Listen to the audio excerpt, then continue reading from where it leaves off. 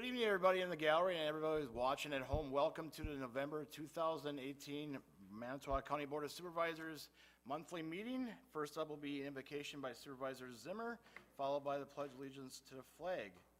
If everybody please rise, and hold on, Supervisor Zimmer, there we go, we got your mic on. Perfect, we're all set. The fact that we are truly blessed by our Creator was recently reflected in the midterm elections held throughout our great nation. The elections were an orderly process through which elected officials were selected by free citizens under the watchful eye of our merciful God. We pray that it may always be so. God bless those elected to carry out the functions of government in our name. May God bless this forum, our great state of Wisconsin, and the United States of America. Amen. Amen. Turn to the rear corner. I pledge allegiance to the flag of the United States of America and to the republic for which it stands, one nation, under God, indivisible, with liberty and justice for all. Thank you. Be seated.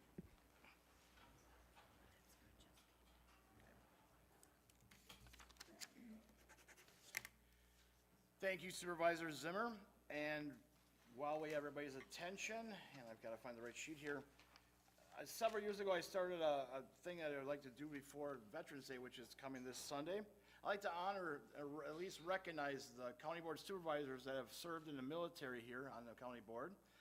And I don't think I forgot anybody. I found my old list, but it was an old list, but I think it still remains the same, and I got one member, so when I call your name, if you could stand up, that'd be great. I'll start with our only one Marine member, Supervisor Mike Williams, who is a member of the United States Marine Corps. Supervisor Jim Ballman, who is a member of the United States Army. Dave Dizak, who is a member of the United States Navy. Nord Vogt, who is a member of the United States Navy. Supervisor Hendrickson could not make it to this evening. He had surgery, but he's doing fine, but he was a member of the United States Navy. Don Zimmer, Supervisor Zimmer, who is a member of the United States Army. Supervisor Ken Swade, United States Army as well. And last but not least, Supervisor Nick Mink, who is a member of the United States Army, and I think you're still currently in the reserves? Yes. So thank you all for your service very much.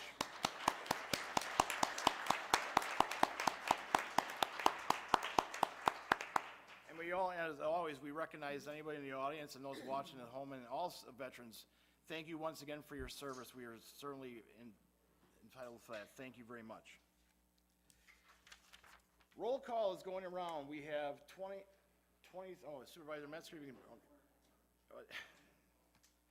we have 22 members present. Supervisors Hoffman, and as I mentioned, Supervisor Hendrickson and Supervisor Niles are excused at this time.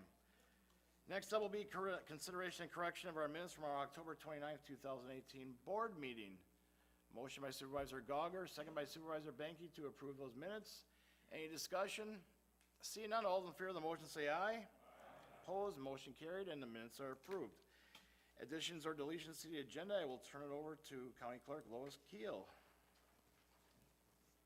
Under Roman numeral 10, appointments, letter C, Human Services Board has been removed from tonight's agenda.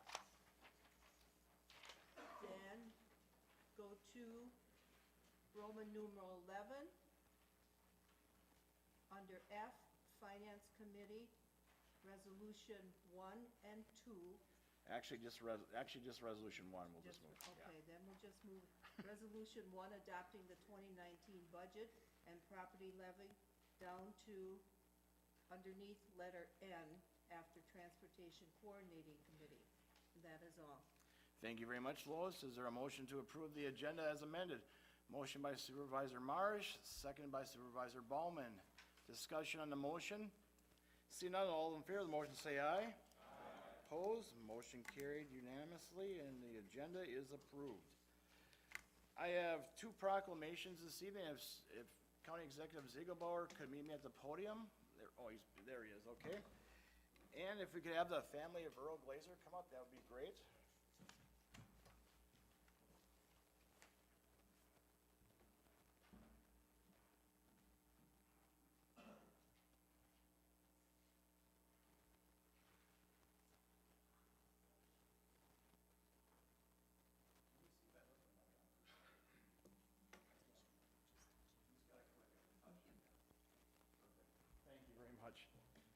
good evening once again.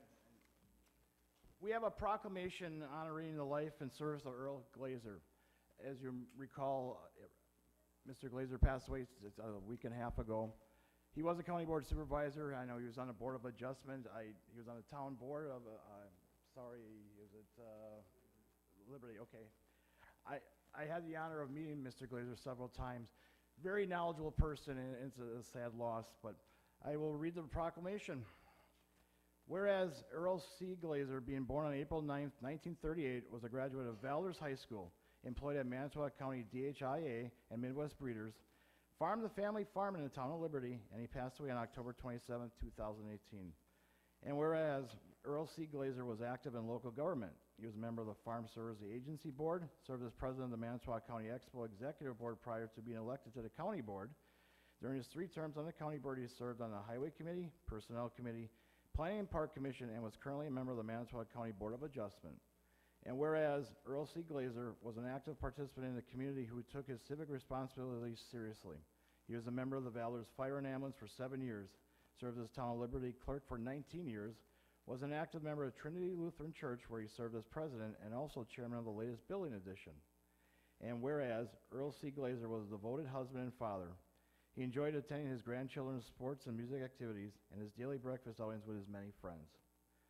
And whereas Earl C. Glazer was a strong leader who served the citizens of Manitowoc County in many capacities and contributed countless hours to improve the quality of life for all.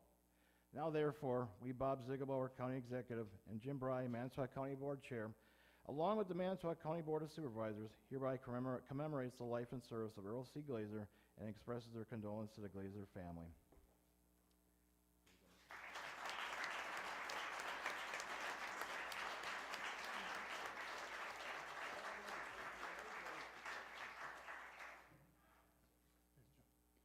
On behalf of the family, we appreciate the recognition that the county board bestowed on my father and our family.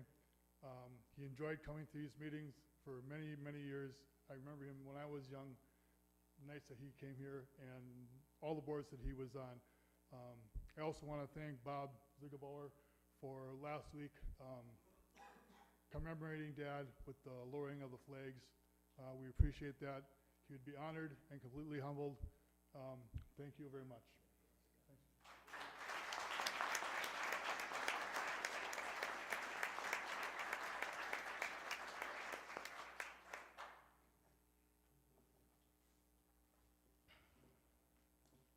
I always like to think that the supervisors that have passed away are still watching these meetings, and I hope, maybe they don't need a cable, maybe it just automatically goes up there, but I'm sure they're all watching this, and I hope we're continuing tradition of the way they've behaved and acted and reacted over the years. So, all right, if I could have Deanna and Dale come up, that'd be great. I have a proclamation for Manitowoc County America Recycles Day 2018 for November 15th, 2018. And I have Deanna Jensky, and who's obviously the executive director of Ascend Services. I get it right. I know it's formerly known as Holiday House. And Dale Kalenberg, the operations manager. So welcome once again. As you know, Ascend Services runs the recycling or material recovery facility for Manitowoc County. So whereas Manitowoc County residents generate more than 30,000 tons of solid waste per year, and this solid waste is buried at a local landfill site. And whereas Manitowoc County residents annually recycle or compost more than 17,000 tons of material through various collection programs. And whereas the Manitowoc County Recycling Facility is the most utilized municipal recycling program in Manitowoc County, serving all county residents and having helped reduce the volume of solid waste going to the landfill site from 58,000 tons per year in the early 90s before the existing recycling program to the present year tonnage of about 30,000 tons. And whereas recycling saves precious energy, conserves valuable material resources, protects the environment, reduces landfill needs, and has a positive economic impact. And whereas Manitowoc County residents can do more to reduce and recycle through education and participation. And whereas waste reduction and the purchase of recycled content products are critically important elements of an environmentally responsible waste management program. And whereas American Recycles Day is a national promotion to help raise awareness and provide education about recycling and buying recycled products.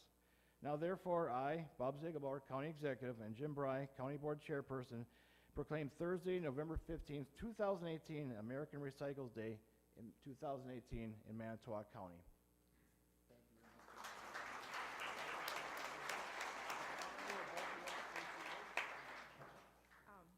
Well, we would like to say thank you for the great partnership that we've had with Manitowoc County for all these years. It has provided, the recycling facility has provided many work opportunities to the people we serve, and for that we are greatly appreciative, and we hope our partnership continues for, I think it's right now going on 27 years, 28 years, so if we can keep that going, that's awesome. So thank you very much.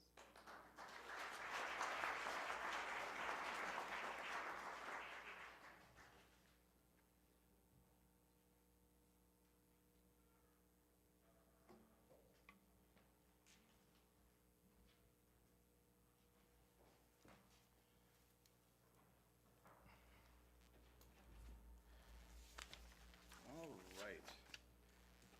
Now, we will go to public comment. If there's anybody from the public wishing to speak to any matter germane to Manitowoc County government, please raise your hand, and you'll be allowed approximately 3 minutes to speak. All you have to do is come up to the podium and give your name and address. We will start, is there anybody wishing to speak? We'll start with Peter Wills.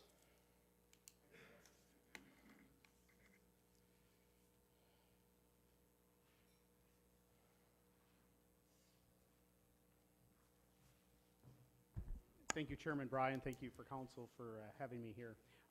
Really what I wanted to do is address the request that came through finance that's coming to the county board tonight in regards to funding support for Progress Lakeshore. So I wanted to address a couple things. Is one, in terms of Progress Lakeshore, we are celebrating our 15th year this year of being a private-public partnership founded back in 2003. In doing so, over the last 15 years, our impact has been over $250 million in terms of capital projects and investment that we've been involved in, and over 2,500 jobs.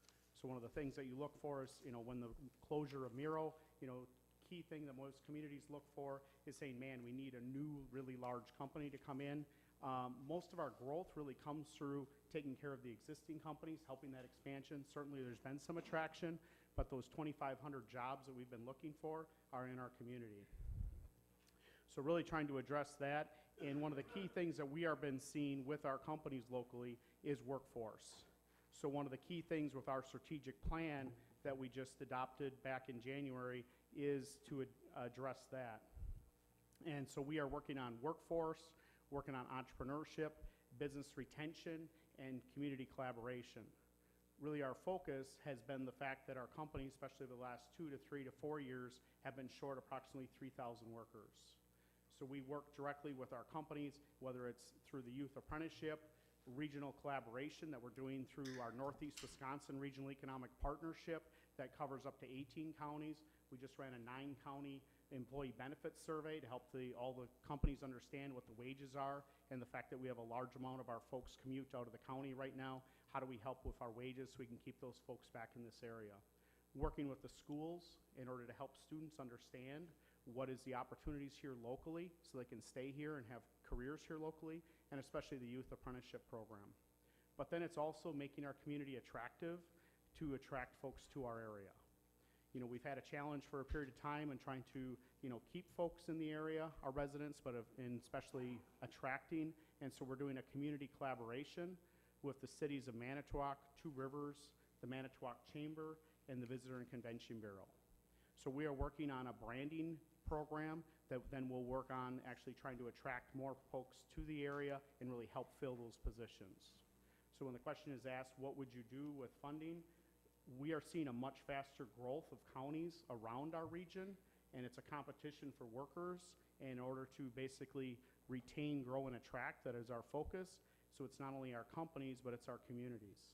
And so without basically having all parties and all support that we can, we're at a competitive disadvantage as a county, let alone an economic development organization that's trying to compete with 9 to 18 counties in our area for our companies, on behalf of all the companies in our area, behalf of all of our residents, and really especially for our taxpayers and those that are going to be our future. So I ask for your support tonight, and I guess can follow up on questions. Thank you. Thank you very much for your comments. Is there anybody else wishing to speak? We'll start here.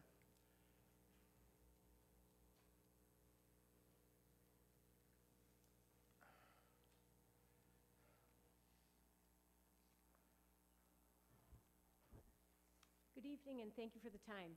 My name is Kathy Kasurik, and I'm the hospital president at the Aurora Medical Center in Manitowoc County, and I'm currently also the president of the Progress Lakeshore Board of Directors. And I know there's been a lot of talk, and I've read a lot in the newspaper about the reason that the county has chosen not to fund Progress Lakeshore. And the primary reason that I understand is that the issue of open records. And we have sought legal opinion on that. We've received legal opinion on that. And due to the fact that we are funded 60% by private entities and 40% by public entities, and under other certain criteria, we are not considered a government agency, nor are we considered a quasi-government agency. So under that, we are not subject to open record rules. Now, it may seem that when we say that we're trying to keep something secret. And the truth of the matter is, the only thing we're trying to protect there is the privacy of the people that come to us for services. So if you're going to develop a new business or you have a new expansion, you don't want that information out publicly until you have the opportunity to vet that, and that's what they work with us on. So that's the only information we're trying to protect by those rules.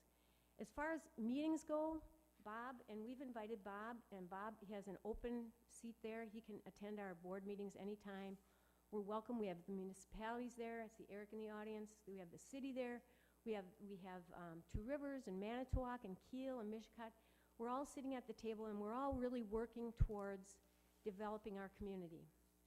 Now, I myself grew up here in Manitowoc County. I'm a lifelong resident of Manitowoc County.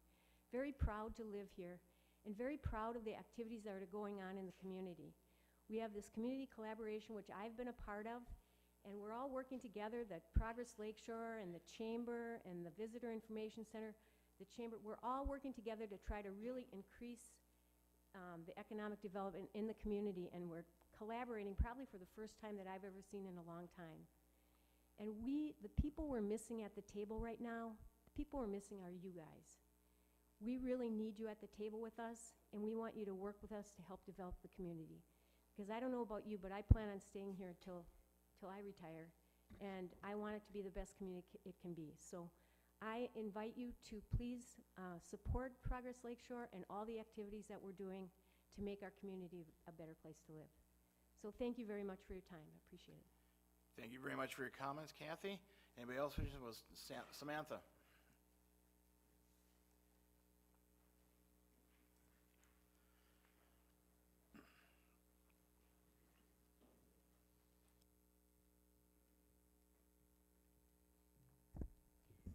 Thank you, Mr. Chairman and Board Council. Samantha Grage, 4833 Brenda Court.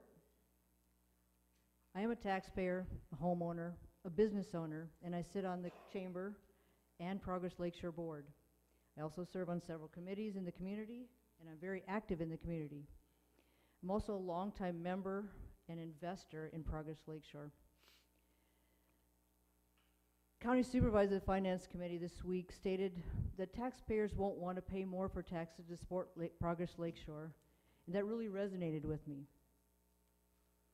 I don't have children in the school system. I haven't had to use the emergency system services or driven on every county road or city street. Does that reduce the taxes I pay? No. But if we educate taxpayers about what their taxes are used for, they're $2 of support per capita. That's what it equates to support Progress Lakeshore. The Economic Development Organization does what they do for the county, the community, and for existing businesses and entrepreneurs. An organization that does the legwork and the hand-holding of potential businesses and showcases what Manitowoc County, the cities and towns have to offer, and to be the connection of those opportunities with the municipalities. You're correct, Supervisor Hansen, when you stated it takes a team. Manitowoc, Two Rivers, Kiel, Mishicot, the Chamber, Progress Lakeshore, Visitor Center, and many others are all in a team to retain what we have, attract what we want, and grow a great community. For the record, I feel I can speak for these people that aren't here to state that we're only asking for Manitowoc County and this board to join that team. Please consider supporting Progress Lakeshore and Manitowoc. Thank you for your time and consideration. Thank you very much, Sam. Is there anybody else wishing to speak this evening? Mr. Sikowitz.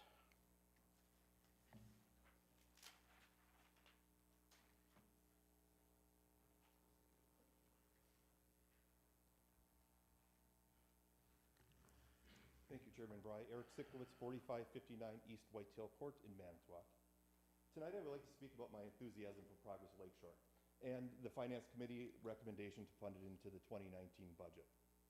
I currently represent the City of Manitowoc on Progress Lakeshore's Board of Directors, and I welcome the county back to the table after many years of not engaging in that local effort. My hope is that the members of the county board want to invest into the future by supporting the Finance Committee's recommendation and are not satisfied with the status quo approach that has left the county not engaged in the process as I would like. Working together to make Manitowoc County grow should be a county-wide effort, and that is why it is important to put the funding into the budget this year. Now, we do not always have to agree on how to support economic development activities in our county, but we can and should work together where collaboration makes sense. I'm a firm believer that Progress Lakeshore is that one area that working together will make a difference, just as many other counties do with their local municipalities. That makes sense for the long-term health of our county as a whole. I encourage you to support the recommendation from the Finance Committee this evening. Thank you. Thank you very much, Eric. Is there anybody else wishing to speak this evening? Yes.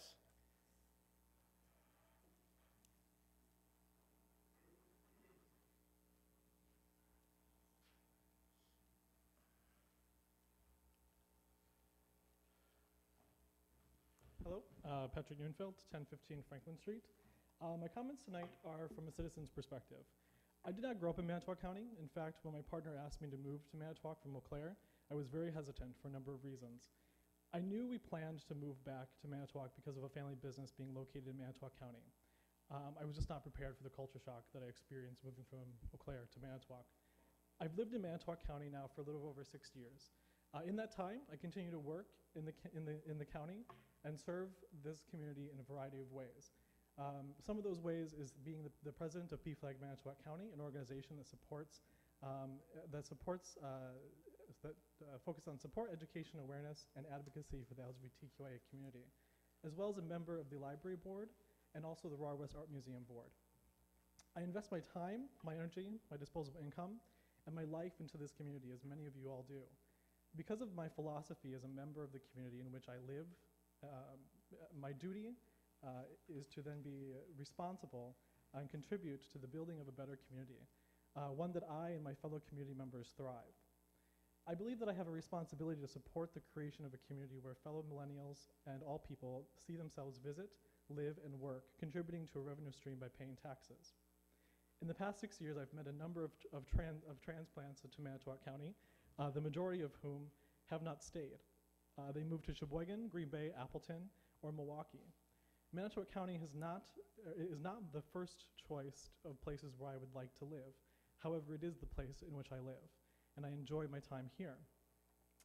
When I hear the rhetoric that identifies a budget holding the line on taxes, a fundamentally flawed ideological perspective, communicating a lack of growth and development, regardless of this, though, I appreciate the sentiment of elected officials being good stewards of taxpayer dollars. Again, I really want to help be a member of the community and move the community forward. However, there is a difference between being a good steward of taxpayer dollars and stifling economic development. I ask that elected officials keep the holistic interest and well-being of the taxpayer in mind and promote investments in our future by supporting the funding of Progress Lakeshore. In review of the Wisconsin Department of Justice Compliance Guide on Wisconsin Open Meeting Law, the Compliance Guide speaks directly to the ruling of State v. Beaver Dam Area Development Corporation. In the decision, the court held that a quasi-governmental corporation does not have to be created by the government, but rather is a corporation that significantly resembles a governmental corporation in function, effect, or status. The court further held that each case must be decided on its own particular facts, under the totality of the circumstances, and set forth a non-exhaustive list of factors to be examined in determining whether a particular corporation sufficiently resembles a governmental corporation to be deemed quasi-governmental. While emphasizing that no single factor is outcome determinative, the factors set out by the court fall into 5 basic categories. The first is the extent to which the private corporation is supported by public funds. The second, whether the private corporation serves a public function, and if so, whether it also has other private functions. The third, whether the private corporation appears in its public presentations to be a governmental entity. The fourth, the extent to which the private corporation is subject to governmental control. And the fifth, the degree of access the government bodies have to the private corporation's records. You have about 30 seconds yet. Additionally, the guide identifies that the Grant County Economic Development Corporation, organized by private individuals, is not a government or a quasi-governmental corporation, even though it serves a public purpose and receives more than 50% of their funding from public sources, therefore not a subject to open meeting law. Finally, the Wisconsin Department of Workforce Development projects that Manitowoc County will experience a 1.3% growth in population between 2015 and 2035. This is concerning, especially when surrounding counties are projected to experience much higher percentages. Kewaunee 6.7, Sheboygan 9.4, Brown 21.3, and Calumet 25.6. When I first moved to the Manitowoc County, I asked about economic development opportunity, and I was given a very interesting response by many local individuals. This is Manitowoc. What do you expect? I have expectations of myself, my community, and of elected officials. I also believe in accountability. Economic development is about investment. I strongly encourage this board to invest in the future of Manitowoc County by supporting and funding Progress Lakeshore. Thank you. Thank you very much for your comments. Is there anybody else wishing to speak this evening? Yeah, Vicki, yes.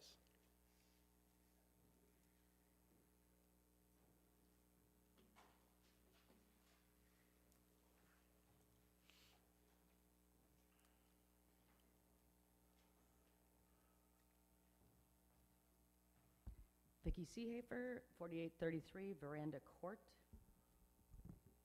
I'm also the broker-owner of Aspire Real Estate Group. I sit on the board of downtown City of Manitowoc and Progress Lakeshore as well as an investor. I'm going to give you a perspective of what I work with every single day people coming into the county, what our agents work with, what other real estate agents work with in this community that are encouraging people to come into the area. Daily, I'm faced with people coming in and out of the county, whether it be commercial real estate, lease-based commercial investors, or residential real estate. I am posed with the same question up front. That question being, what does Manitowoc County have to offer? In the residential market, the facts lie before them as we tour the schools together. As a community, as we do the community tours, we share our beautiful lakeshore together. The hospitals call upon us to take new potential incoming doctors and their family out and survey the area. Where is the nearest YMCA? Do you have a library? What does your calendar events look like within Manitowoc County? My kids are big sports enthusiasts. What type of programs are available? We work together with the hospitals in selling Manitowoc County daily. If we both work together and we each play our role, the hospital contracts a doctor we may not have otherwise had. We've added another family to Manitowoc County. Everyone wins. The hospital, the real estate company, the doctor's family who is now spending dollars in many ways which benefits Manitowoc County. How is this able to happen? Because we join forces and we all work together. It's a win for all involved who put in the time to work together. On the commercial real estate development side of things, the conversation looks a little different. Prior to the process of searching for a site selection, long before we even begin looking at existing buildings, vacant land, square footage of available lease space, the potential client is asking, what does Manitowoc County offer in ways of assistance? Who are the key players that will assist in the process? What funds are available? Is there a revolving loan fund? Where are the TIF districts? Is there grant funding available? What's the traffic count? Do you have active Chamber of Commerce? Do you have a Visitors Bureau? Is the city county easy to work with? Are they eager to get behind projects that benefit Manitowoc County? You're all familiar with these questions, as I'm sure you are, as are posed to you as well. It is my responsibility to direct these clients to find them the information needed to form their opinions, to continue to move forward, and to sell Manitowoc County as a whole. Whether that subject is interest in areas of Manitowoc County, the County of Manitowoc, or the Two Rivers area, Progress Lakeshore is always on that list of must recommendations and introductions. Vicki, you got about a minute yet. The welcoming experience they receive, as well as the information provided by the Progress Lakeshore, is well beyond their expectation. Progress Lakeshore, along with Peter Wills, works together with many of the entities I have already listed. The relationships that have been formed between the bodies of government and Progress Lakeshore provide success stories for all of Manitowoc County. As public and private organizations working together, it is simple. Strive to retain, grow, attract individuals and companies alike. Building on that current success stories, as well as future growth, takes teamwork. I ask that Manitowoc County recognize the growth that Progress Lakeshore brings to the efforts of the betterment of Manitowoc County. Your financial consideration and support would demonstrate your willingness to work together to retrain, grow, attract, and improve upon Manitowoc County. It's a win for everyone. Thank you. Thank you very much for your comments, Vicki. Is there anybody else wishing to speak this evening? Anybody else wishing to speak? Maura?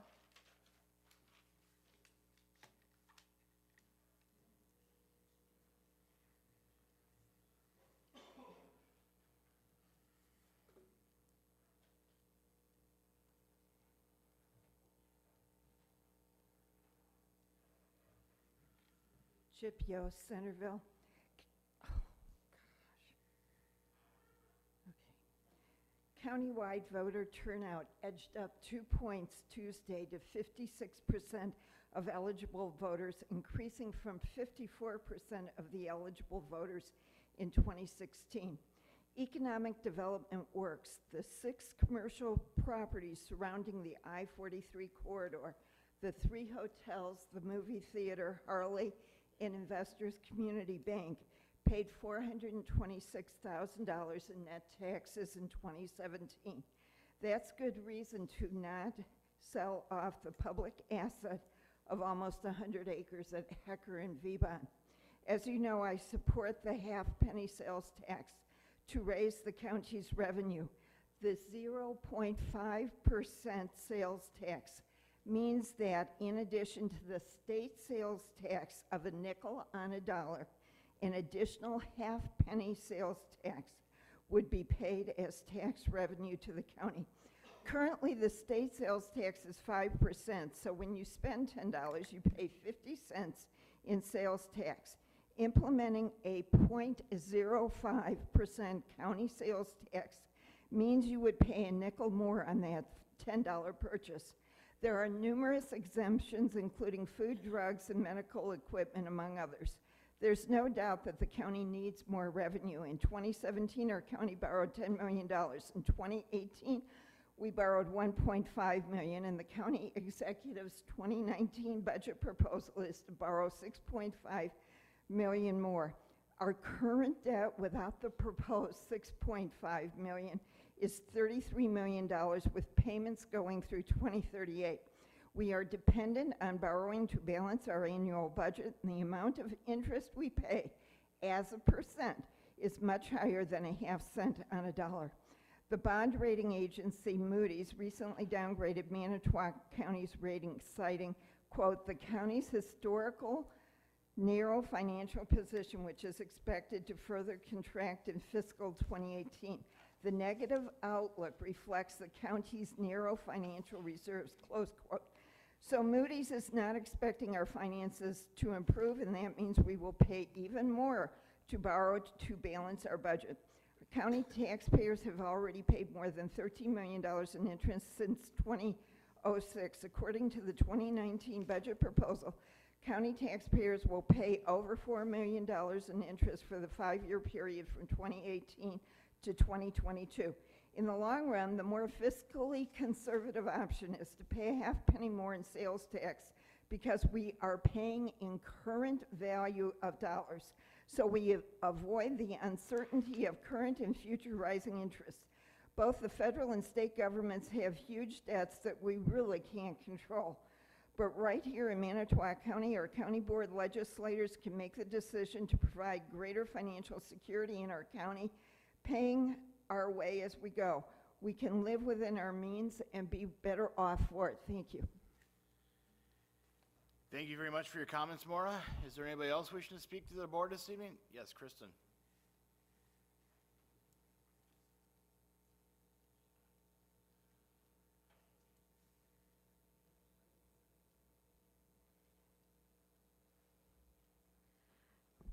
Kristen Daugherty, 810 Indian Creek Drive. Good evening, and thank you for allowing me to speak tonight. I am the Library Director for Manitowoc Public Library. We are very appreciative of the great partnership we have with the county for many years. Historically, Manitowoc County funds at 100% instead of the 70% base requirement of Chapter 43 state statutes for the libraries. That's a great investment in our county libraries and overall county education and access to our literacy resources. Thank you for that continued investment. Tonight, I'm asking you to support the resolution authorizing $34,000 payment to Manitowoc Public Library under the Finance Committee reports. This resolution is a collaborative solution, one that I was happy to work with the county executive, county comptroller, and the corporation council in creating. This resolution will help Manitowoc Public Library adjust to the $76,765 reduction in county funding over a multi-year period. We've been working with both of our government partners, the county and the city, during this budgeting period, and I guarantee the library will not need greater than the $34,000 loan, and depending on the city's 2019 adopted budget, hopefully less. Nonetheless, I hope you will support the resolution before you this evening. As always, thank you for your time and attention and all that you do for our communities. Thank you very much for your comments, Kristen. Anybody else wishing to speak this evening? Anybody else wishing to speak? And for a third and final time, anybody else wishing to speak? See none, public comment is closed. We will move on to appointments by the county executive. We have, first one is for the ADRC of the Lakeshore Board to appoint one member to succeed Linda Langman for a 2-year term expiring December 31st of 2020. And the recommendation is for Linda Langman. So motion by Supervisor Swade, second by Supervisor Ballman to adopt or accept the motion. Any discussion? See none, all those in favor say aye. Aye. Opposed, motion carried. Next up, Expo Ice Center Board to appoint 4 members to succeed Jeremy Howig, Michael Plate, Rob Voss, and Russ Zipper for a 3-year term expiring December 31st, 2021. And the recommendations are for Jeremy Howig, Mike Plate, and Rob Voss, and Russ Zipper. So motion by Supervisor Benke, second by Supervisor Gauger to approve those nominations. Any discussion? Seeing none, all those in favor of the motion say aye. Aye. Opposed, motion carried unanimously. Joint Dispatch Board to appoint one member to succeed Scott Luchterhand for a 2-year term expiring December of 2020, and the recommendation is for Robert Barbier. Motion by Supervisor Vogel, seconded by Supervisor Swade. Discussion on the motion. Seeing none, all in favor of the motion say aye. Aye. Opposed, motion carried unanimously. Traffic Safety Commission to appoint 2 members to succeed alternate Brian Knack and alternate Scott Luchterhand, and the recommendations are for alternate Michael, I think it's Pollock, and alternate Robert Barbier.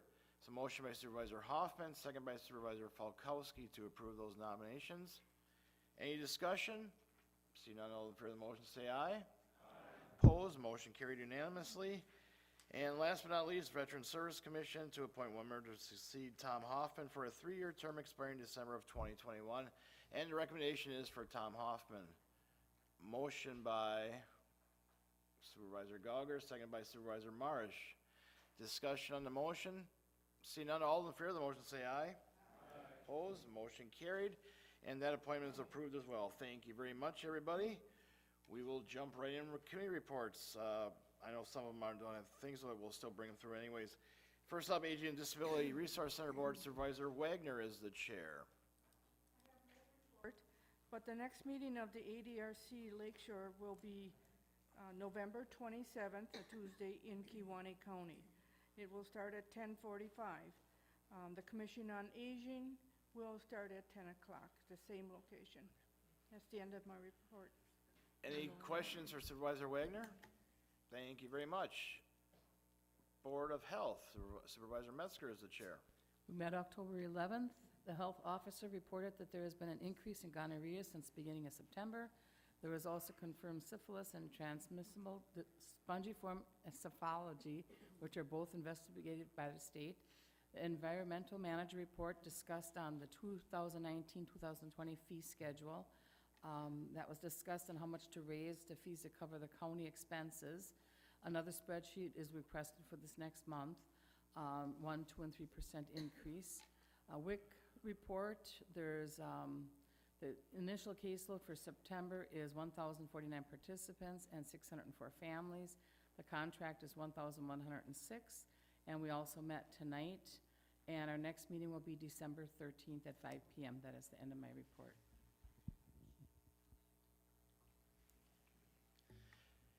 Any questions for Supervisor Metzger? Thank you very much. Criminal Justice Coordinating Council, Supervisor Falkowski is our representative. Wyatt, there you go. All right, thank you, Mr. Chairman, and good evening.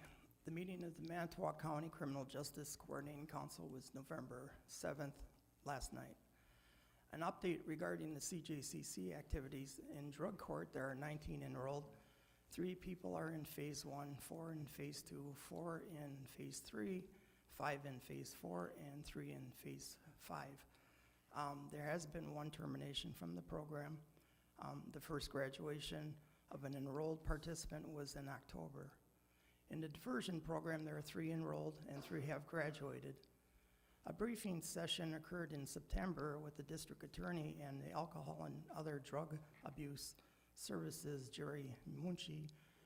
A recent grant for Vivitrol in the jail was announced, and it was credited to Lori Fury for her efforts.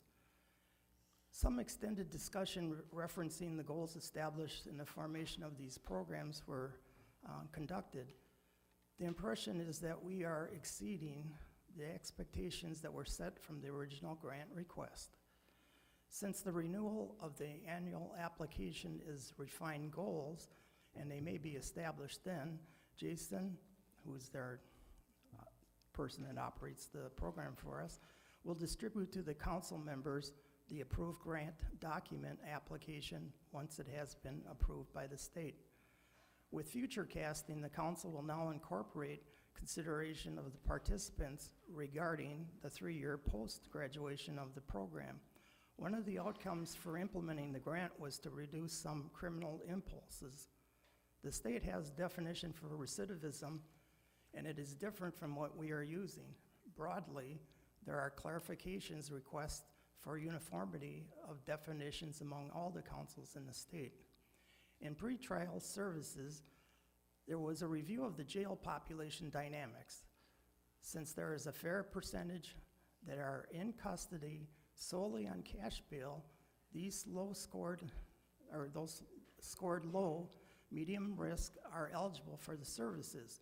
Incorporated in our discussion was how other counties implement the services, forced sobriety, and GPS geofencing, jail cost and capacity, criteria for application to ensure public safety, contract services or incorporate current services, offset related to current operations, council's role and recommendation, and the agency's ability to implement it.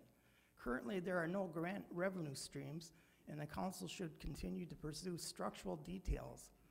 Review with the jail officials and others without presumption of implementation is important.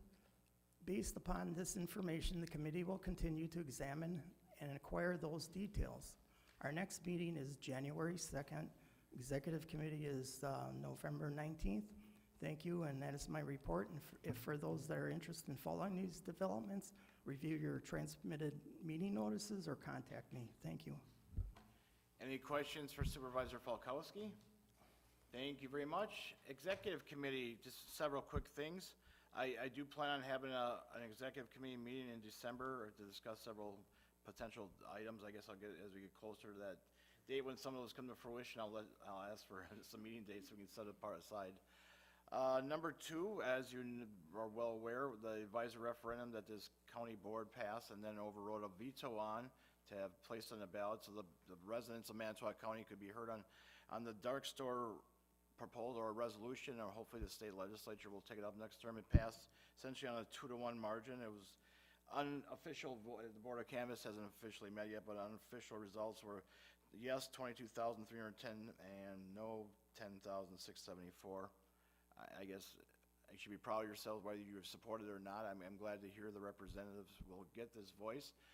I do want to have our newly elected and re-elected state representatives of Manitowoc County come to the county board. I'm gonna try for December before the new session starts. There might be, I know it's Christmas time and holidays are coming, but there might be an opportunity. At least get them here for a quick question and answer session. They can talk, and we can certainly talk about this or any other state matter that the county is involved with. So I'm gonna try to set that up for December, if not half of January. But I know once the session starts, it gets a little more difficult to get them here on a Tuesday night. And last but not least at this time, just want to remind all the supervisors when there's email, when you're emailing, just you got to watch when you email back and copying people. It does start to borderline on violating the Wisconsin open meetings law, especially when you start discussing topics. The best thing to do, I guess, is to, if you're going to reply to somebody that sends you something, try not to copy the entire board, I guess. If it's a thank you, it's a little different, but when you start discussing issues and stuff, it does start to blur that line, and we certainly don't want anybody to be cited or, I guess, violating Wisconsin open meetings law. With that, if there's anything else, I'll answer any questions at this time. All right. Thank you very much. Ex-Vice on our board, Supervisor Gauger is our representative. Mr. Chairman, we met last night at the Expo office. We discussed the open class rules and junior fair rules and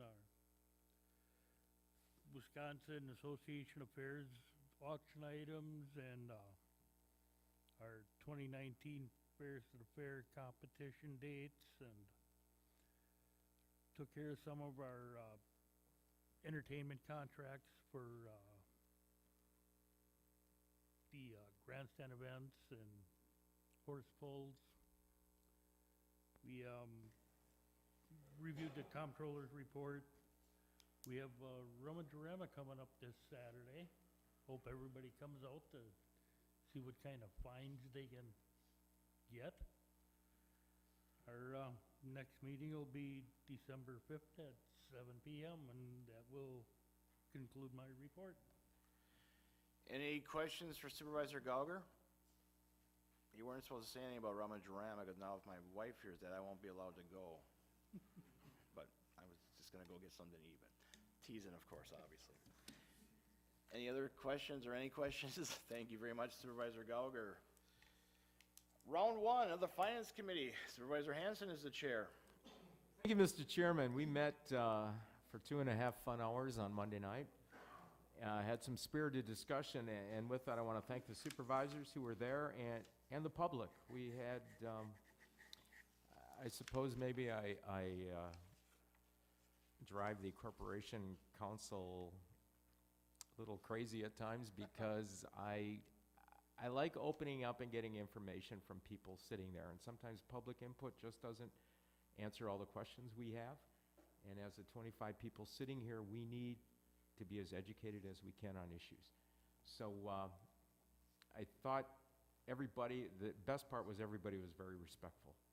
And maybe that's the best way to do it, is in small town government or small county government, where people look each other in the eye and respect each other. And I appreciate that as a chair, and I know our committee does. Put some prices on some property to try to get it back on the market, have some houses for sale around Manitowoc Rivers and some land. So we helped Jerry Neuser set those prices, and of course talked about the budget. But what we're asking you to do right now is look at resolution number 2, which made me very happy that the executive and the comptroller and the Corp Council sat down with the library and came up with a solution to their financial difficulties that they're going through. And part of that is the issues we've had there over the last few years, the change in what libraries are. We have a talented young woman who is running that library, who is making a difference not just for the people who use it, but for many people in this community, changing how libraries are going to be in the future. And I think what this board needs to do is support this resolution. It's a loan, and they're going to work hard to stay within that loan, and I think it's a great solution. So my compliments to Bob and Todd and Peter and Kristen for coming up with this solution, and the library board, and I hope you support it. I will move that we adopt resolution number 2. So motion by Supervisor Hanson, second by Supervisor Holzbach. Did you get that? Okay. Discussion on the motion. I'm not seeing any lights, so I will turn over to the, oh, sorry, I know your light came up there. Supervisor Holzbach. Just briefly, thank you, Chairman Hanson and Mr. Chairman. One of the folks that came up here, one of the leaders for Progress Lakeshore, as you might have heard, one of her questions that people ask when they're coming to this excellent community is, do you have a good library? And we can say yes to that. And my mom, my 90-year-old mom, who's been using the library all her life, pays pretty close attention to local politics. And so she asks me what's going on once in a while. And because I'm, like many of you, really interested in keeping a successful library, I tell her, you know, what we're talking about, what the city and county are talking about. And she has always said, and this has happened over the last several years, and her response is always, you know, the way you can tell the success of any community is the quality of its library. And she's always been there with that comment. And she's still a voracious reader, uses the library. Once in a while, she has overdue books and asks me if I can somehow get the fines, but I'll just say that I think because the city and the county have worked together in the past, that we can say yes to those comments about and questions about our library. We have an excellent library, and I hope that people will vote to support this resolution. Thank you, Supervisor Holzbach. Supervisor Bauman, you were next. The supervisors should know that the shortfall in the funding is due to the downsizing of people borrowing books, because we have so much more ability to get on the internet and get information. You can get these talking books, you can get books over your devices, and people just don't have to come to the library. So that's where the shortfall comes in, and I think we need to look at, I know I'm going to look at the funding that the libraries are granted, because I think that this has to be taken into consideration for the future. Thank you. Thank you, Supervisor Bauman, and that's an excellent point. As we all know, the funding sources, I mean, counties have basically done by state statute. I know counties have some choices. There's a minimum funding, but Manitowoc County funds it 100%. I think the minimum, correct me if I'm wrong, is 70%. So thank you, Supervisor Holzbach. So we do better than the minimum. But as Supervisor Bauman mentioned, there are some different considerations. And if I do get our legislators here, that might be a potential question or discussion item with them as well. Thank you again. Any other discussion on the motion to adopt the resolution? Seeing none, the clerk will now conduct the vote. Supervisors will now vote on the resolution authorizing $34,000 payment to Manitowoc Library.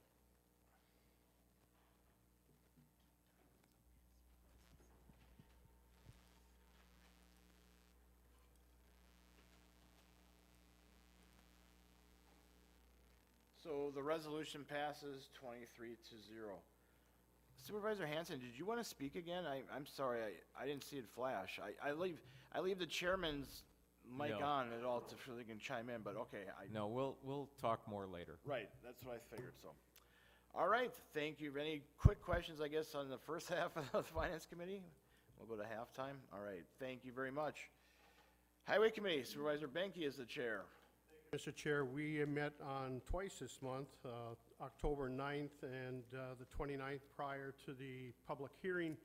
The main item of discussion was the project letting on R, which would be the piece of construction from the Custer Street R intersection, let's call it the Fleet Farm intersection, to the bridge, which will now become 4 lanes. That project was let.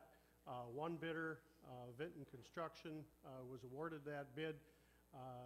Mark updated the committee that everything is in line with budget-wise. There's some things that he feels that he can save in some aggregate amounts that will be less than what the project is bidded at, so we could save some money there.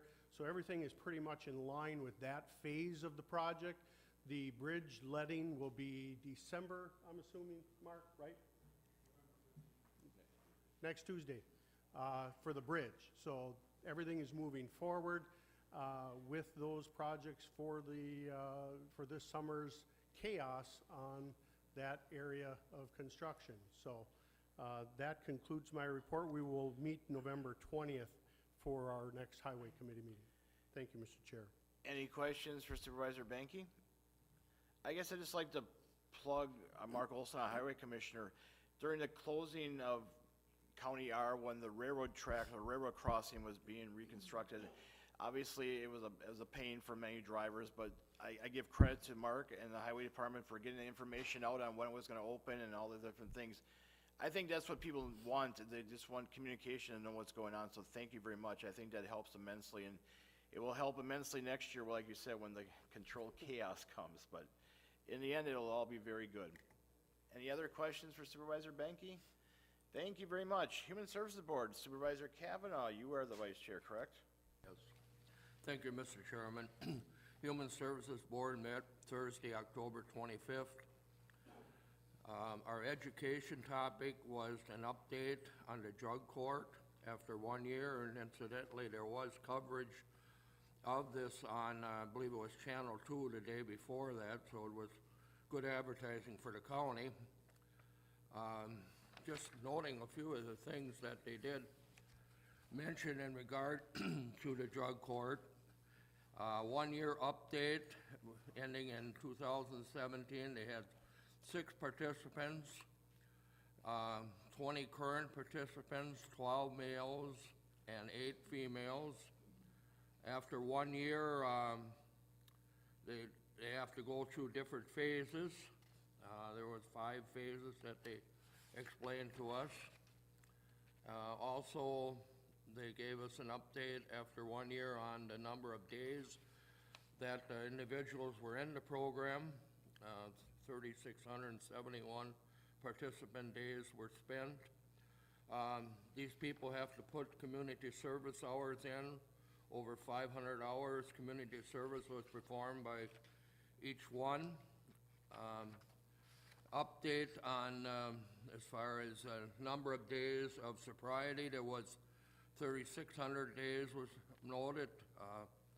10 participants had no relapses since they started the program. 13 are currently part-time employed. 5 gained their driver's license back. And also, they mentioned some of the benefits that they've seen that are received by the individuals. The increased fines being paid off, increasing the child support that's being collected, increased taxes being paid from the wages. There's decrease in police contact, decrease in arrest.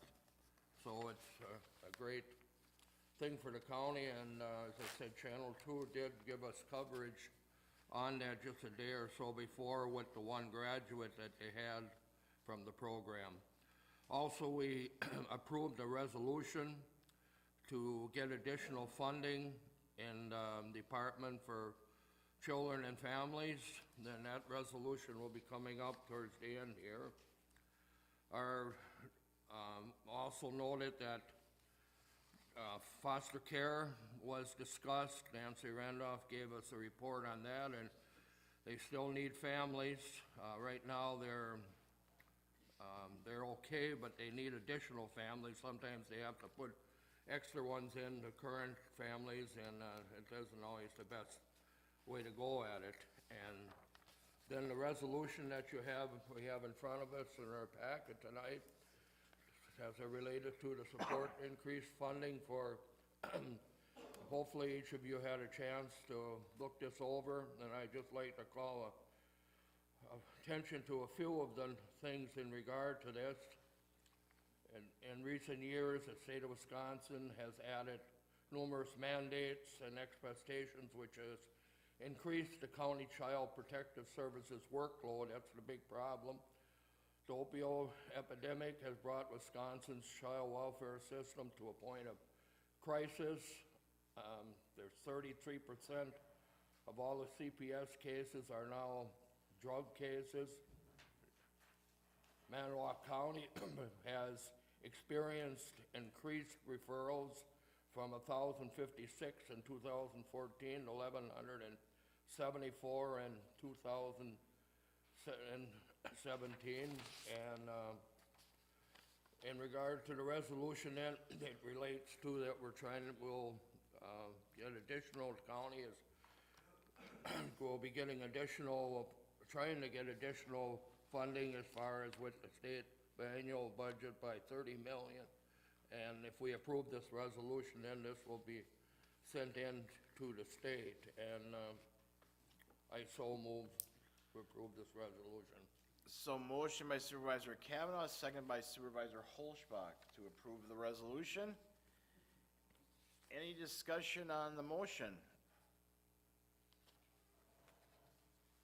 Seeing none, the clerk will now conduct the vote. Supervisors will now vote on the resolution supporting increased funding for the Wisconsin Children and Family AIDS allocation.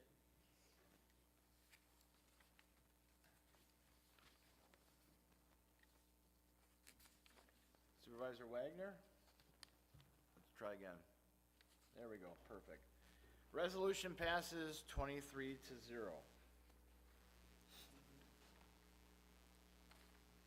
Anything else, Supervisor Kavanaugh? No, that concludes my report. Any questions for Supervisor Kavanaugh? Thank you very much.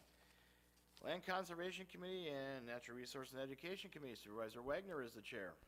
Thank you, Chairman Bryan. The next meeting for the land conservation will be next week, Thursday, the 15th of November at 4:45 at the County Office Complex. And the Natural Resource and Education Committee will meet December 13th, 2018 at the County Office Complex at 4:45 also. Thank you, that's the end. Any questions for Supervisor Wagner? Thank you very much. Personnel Committee, Supervisor Marish is the chair. I have no report, and our next meeting is December 4th. Any questions for Supervisor Marish? Thank you very much. Planning and Park Commission, Supervisor Dizak is the chair. Mr. Chairman, we met briefly on November 2nd to discuss and take action on one of the upcoming resolutions. And the rest of this is from resolutions that came out of our September 22nd meeting. And we'll start with resolution number 4. This resolution is to approve a new fee schedule as attached for 2019. The increases are a modest 1% and then raised up to the nearest $5. And I move for its approval. So motion by Supervisor Dizak, seconded by Supervisor Benke. Discussion on the motion. Seeing none, the clerk will now conduct the vote. Supervisors will vote on the resolution adopting Manitowoc County Planning and Zoning Department fee schedule.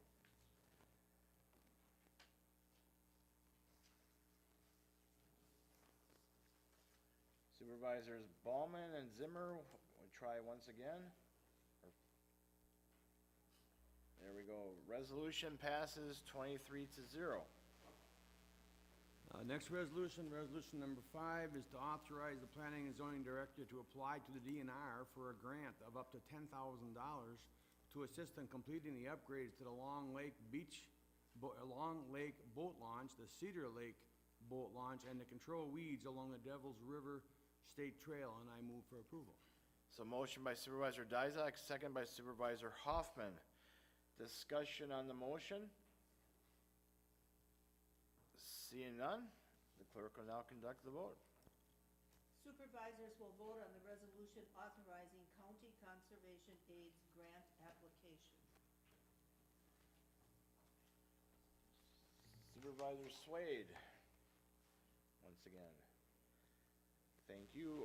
Resolution passes 23-0. The next resolution, resolution number 6, this will need a 2/3 majority, and the reason for that is it will affects the budget, but it's putting money into the budget. It's basically to apply and accept for a DNR grant of up to $45,000. And this came from a much larger grant from several years ago of around $800,000. And it was kind of money that was there to pay for stuff, but didn't get used. And so now we've, I hate to use the word discovered it, but that's kind of what happened. And per Corp Council, they wanted to get a separate resolution for this, and it's to help develop a public recreational trail master plan, an engineering study, and provide maintenance on the Manitowoc County portion of the Devils River Trail, and I move for its approval. So motion by Supervisor Dizak, second by Supervisor Marish. Discussion on the motion? Seeing none? Oh, light come on now? Oh, you had to get the second, okay, that's all right. Nothing else, the clerk will conduct the vote.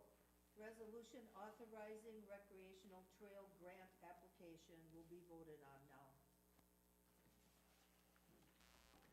Resolution passes 23-0. Okay, the next resolution is amending, this is an ordinance to amend the Manitowoc County Code, Chapter 12, and it's basically to better define combining of parcels greater than 5 acres. Been asked for by the people that do the tax rolls and send out tax bills, because if you combine land without a survey, then, I hope I get this right, there's 2 tax parcels and 2 tax bills have to go out. So anytime we join properties now, you'll have to do a certified survey, and the attachment shows the corrections to the code, and I move for its approval. So motion by Supervisor Dizak, seconded by Supervisor Holzbach. Discussion on the motion? Supervisor Dizak, if that wasn't right, it certainly sounded good, though. What was that? If your explanation wasn't right, it certainly sounded good, so I'll accept it. Any other discussion? Seeing none, the clerk will now conduct the vote. Supervisors will now vote on the ordinance amending Manitowoc County Code, Chapter 12, subdivision regulation. Supervisor Metzger, there we go. Ordinance passes 23-0. Okay, and the last ordinance is to amend the zoning map for Lyle Miller Estate, rezoning 5 acres from large estate to small estate. It's area to be considered rezoning meets past criteria. The Maple Grove Town Board and Town Planning Commission supports the change, and as mentioned, it's going from large estate to small estate. And I so move. So motion by Supervisor Dizak, seconded by Supervisor Gauger. Discussion on the motion? Seeing none, the clerk will now conduct the vote. Supervisors will now vote on the ordinance amending the zoning map for the Lyle Miller Estate. The ordinance passes 23-0. Okay, our next meeting is December 3rd at 3:30 for the advisory meeting and 4 o'clock for the full commission meeting, and that concludes my report, Mr. Chairman. Any questions for Supervisor Dizak? Thank you very much. Public Safety Committee, Supervisor Vogel is the chair. Thank you, Mr. Chair. We met right before this meeting tonight, and from that meeting, I bring you resolution number 9. It's basically self-explanatory. There was a audit done showing that Manitowoc County needs 4.71 prosecutors in the district attorney's office to meet the existing workload. And the district attorney has asked for 2 additional fundings for 2 assistant district attorneys in her office for the budget request for 2019 through 2021, and I so move. So motion by Supervisor Vogel, second by Supervisor Falkowski. Discussion on the resolution, we'll start with Supervisor Swade.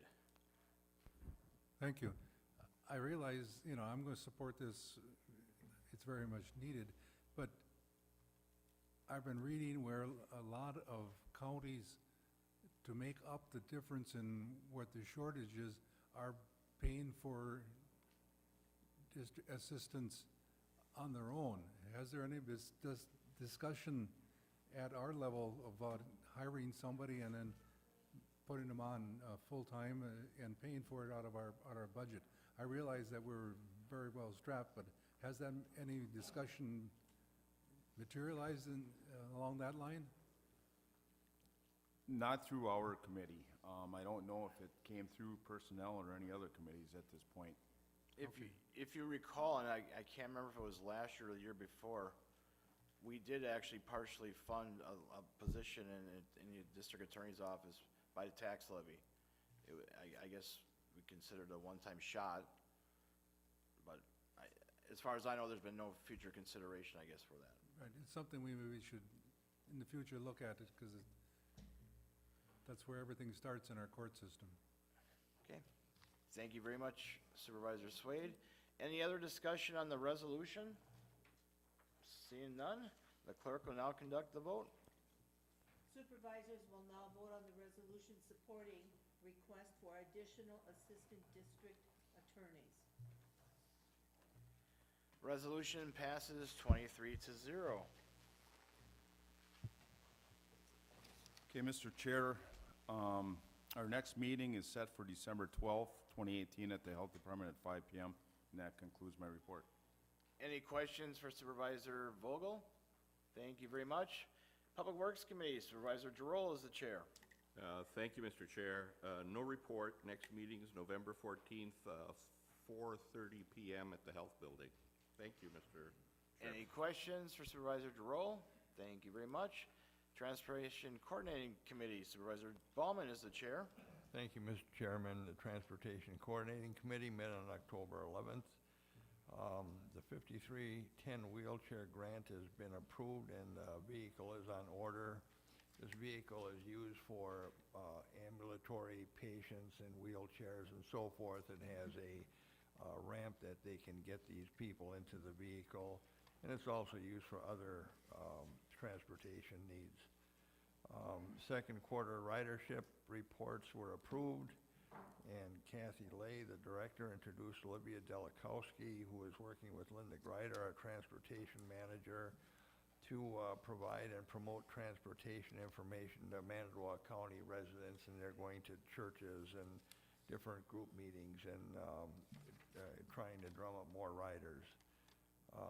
Jim Munsenmeyer from the Transportation Office gave an update on the buses and noted that Transportation Manager Greider has also received an award from the Lakeland Care District for her work. No meeting is in the future. Thank you. Any questions for Supervisor Ballman? Thank you very much. I guess we are going back to part 2 of the Finance Committee. I will turn over Supervisor Hanson as chair. Thank you, Mr. Chairman. We did meet. We discussed the budget for quite a bit, and there are 2 issues that the Finance Committee thought were important enough to amend the executive's budget to bring forward to you tonight. We amended the budget to include $422 for membership in the Chamber of Manitowoc County. It's a countywide Chamber of Commerce.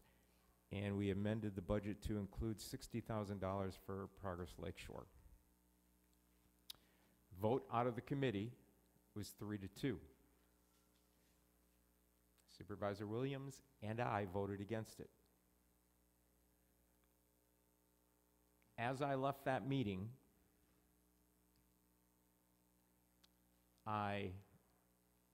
well, let me do this. I move that we adopt the budget, and then we'll discuss other things. So I'll make a motion to adopt. As amended by the Finance As amended by Finance. So motion by Supervisor Hanson. Is there a second? Seconded by Supervisor Ballman. All right, this is the main motion discussion on the budget. I'm going to let Supervisor Hanson speak, and then we'll go open for discussion. Okay. And I appreciate that. I want to be honest with the 25 supervisors that I did vote against it to come out of committee, and the reason I did is I do have a problem with the closed meeting law and closed meetings of a organization that gets a lot of tax money. I do not have any concern with what they do. That's why I voted against it as I sat at the table. As I walked out to leave, I saw some statistics that made me go, oh my gosh, as the Manitowoc Minute guy would say. The U.S. Bureau of Labor Statistics, over 5 years, if you look at Brown County, Calumet, Fond du Lac, Outagamie, Sheboygan, Winnebago, and Manitowoc, counties around Lake Winnebago, Brown County, and then Manitowoc and Sheboygan, one of those counties lost jobs. That's us. If you look at, from the Wisconsin Demographics Center, a study over the last 5 years on population, 2 of those counties have lost population. Not grown, but lost. That's Sheboygan and Manitowoc.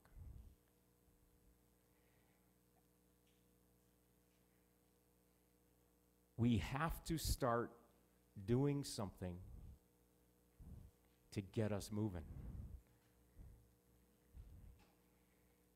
Some of you may remember the whole Vision 22 thing and the negative 29 score that came out of that for people's feelings about living here. Lowest score that they ever saw on that survey. And it came from us. Now the good news is, I was at a meeting the other day and that score is coming up. There are people in this county that are going to keep working and working and working to make this a better place to be. And there are new, young people moving in, and there are old guys like me and you that are going to work to make this a county that's growing and doing well. So after I saw those statistics, I don't like the closed meeting. And I don't know why it's a problem, and court cases on both sides, and we all know the courts, it depends who decides and what judge is ruling on what. But the reality is, we got to get moving. So I'm going to tell you I'm supporting this budget now. Even though I didn't do it coming out of committee, as I looked at the statistics, and we're always looking for data, and people always go, prove it to me. As I looked at statistics, we need to help the county kickstart and get moving. We need to do that, guys and gals. Is it our place to do it? I think so. State of Wisconsin has given how much to a company moving in down in Racine? How much to attract them to bring them in? Fond du Lac gave sales tax money to Mercury to Marine to keep it there. Sometimes you gotta help. Sometimes it's a partnership. So, I will support the budget as amended, and appreciate the wisdom of the members of the Finance Committee that I did not have that night. Thank you. Thank you, Supervisor Hanson. And before we get started, as you're well aware, I did request, in my request to the county executive, all those 2 items, and I also requested the purchase of iPads for the entire county board to start actually moving into the 21st century here in Manitowoc County as well in regards to data retention, I guess, and data access. So I know the Finance Committee didn't decide to, or didn't make any motions on that. I do plan on making a motion tonight to include this in the budget. I'm probably going to do it right now, I guess, to get that portion out of the discussion. So, and I know already have a speakers list established, and as we go along, if you don't want to speak to that issue, you certainly don't have to, and we can certainly reestablish after the discussion of that. So at this time, I'm going to motion to amend the 2019 proposed county board activity expense budget by adding $9,850 for the purpose of purchasing iPads for the county board members. Is there a second to that? Seconded by Supervisor Hoffman. And like I said, I'm going to talk about that right now, Peter. Yes. As part of my motion, what that will do, this will be paid by adding $9,850 to the property tax levy and also the adjustment for debt service amount in order to stay within our levy limit.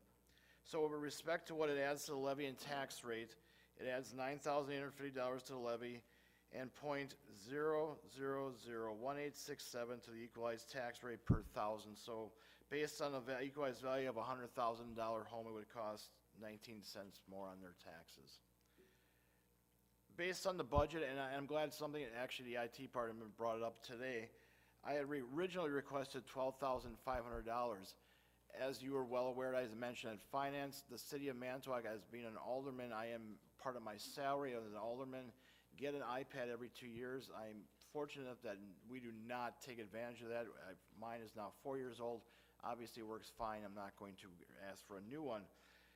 But I talking with Steve Corbeil, our finance director, how we order them. There is a Apple website, which it obviously sells to government. We don't have to pay the sales tax. So they are approximately, well, your quote was $299 for a standard iPad. So that came to $7,475. I originally requested about $500 for some kind of protected case for that or a cover like that. And the IT department reminded myself and the comptroller today that with the S360 app, I guess, or what would you call it, Fireblock, Jerry? Firewall? Yeah. What needs to be added to this, that's an annual charge of $1,875, not per iPad, but for the entire thing. So it's the same thing if you have your email app on your phone or your iPad or your whatever you have right now, it's the same thing. That would be part of it. So that's why the expense of $9,850. I guess to justify once again, I think it's time that we recently passed a part of our rules that we encourage everybody within the committee structure to start using electronic means. So we cut down on the waste of paper, the efficiency of having employees do it by scanning instead of copying thing after thing after thing. And another big portion is the mailing portion of it. And I think once we get through this discussion of whether we're going to have iPads, I think the next step is become even more electronic. As you may be aware, and I know we have an alderman, Supervisor Williams, who's also an alderman with the city of Manitowoc, we have access to a thing called Granicus, what essentially is everything is online. I know there was an initial startup cost of labor intensive to get all that stuff going, but it is amazing. Every document is on there, it is filmed. I've had many supervisors that don't live in the city of Manitowoc come up to me and ask, how can we televise our county board meetings outside the Comcast service area? Sorry, Eric. And doing it by Granicus online would be a great way to do that. So we'll have this discussion first. If it passes and if it continues on past the veto process, I do want to have the county board down for committee of the whole meeting to meet with the city of Manitowoc in the council chambers there, and we'll go through Granicus. I know Jerry's actually set up a potential meeting with the clerk's office as well, or I should say Ashley Smith's, one of our IT people, to set that up about talking about Granicus as well. But we'll hold that as a discussion for a later time. So with that, I will open for discussion on the amendment of the additional $9,850 to the levy for the iPads. We'll start with Supervisor Falkowski. Like I said, if you don't want to speak on this, you don't have to, and it won't count against you on the main budget portion about speaking. So this is to the amendment. But Thank you, Mr. Chairman. What I'd like to do is make a motion to suspend the rules to limit the debate for the discussion of the 2019 budget levy and your iPad resolution as well. And obviously, Supervisor Hanson did point out that, we're an aging population, so we might necessarily move as quick to adapt some of the dialogue that's happening, to restrict it to the two opportunities and maybe to actually have a discussion about some other topic that is formed from this discussion. I think it would be wise that we suspend the rules to limit our debates for these topics. That's my So that is your to suspend just the two portions of the rules that regards to limiting for the budget, debates. for the budget levy and probably your insertion into the Right. iPad thing. But regarding debate, I guess time, the speaking of the time limit and how many times you can speak, correct? Is that essentially that part of the rule? I originally- assume it's all mute. Right. I understand Okay. that there needs to be there's no debate about this motion. Right, well, actually, first of all, you'll be allowed to make the motion yet, but we need to be specific on what rule you will need suspended, I guess, or and I'll turn over to our corp counsel, Peter Conrad, for a moment. At this point, I think it's unclear as to which rules we are suspending, if we're suspending all county board rules, or a particular rule that you are concerned about, or a plurality of rules that you're concerned about and are requesting to suspend. It probably represents more of a plurality. Sequence-wise, I don't necessarily can attach to the specific rule addressing debates as far as the approaching or debates from the board, but I know there's a restriction that we have applied for having 2 comments per, time to basically have discussion. We now have the budget levy, plus we have the iPad thing, that it's gonna get a little convoluted, I think, with regards to topics and discussions. So we could take our time, we could certainly do it, so I would probably suspend most of it just for this topic. And as soon as we're all done, it goes right back to the way it was.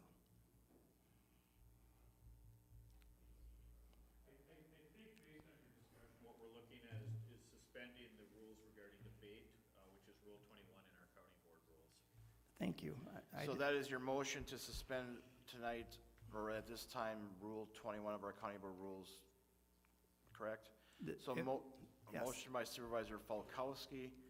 Is there a second to that motion? Seconded by Supervisor Zimmer. Is this debatable, I guess? I don't even know if it's debatable on this one, our rules. 1 second. No. It is not debatable, so I know. can we vote electronically, or can we, I would like to vote electronically if we could. Set it up. I know. Well. To suspend Rule number. Rule 21. Right. Yep, and it's not debatable. So, with that, I guess we can just, and when you're all set? All right, does everyone understand where the motion is to suspend Rule 21, which would not defer or hinder debate? So, an aye vote is to suspend it, if a no vote is to, that's fine, we can always bring them again. It hasn't been doing it before, but Jessica was just mentioning quickly that the way our system's set up, I was voting, it might clear out the speakers list again. You can definitely get back in if you have to, so. So an aye vote is to suspend the rules, and no vote is to not suspend the rules. So with this time, please vote.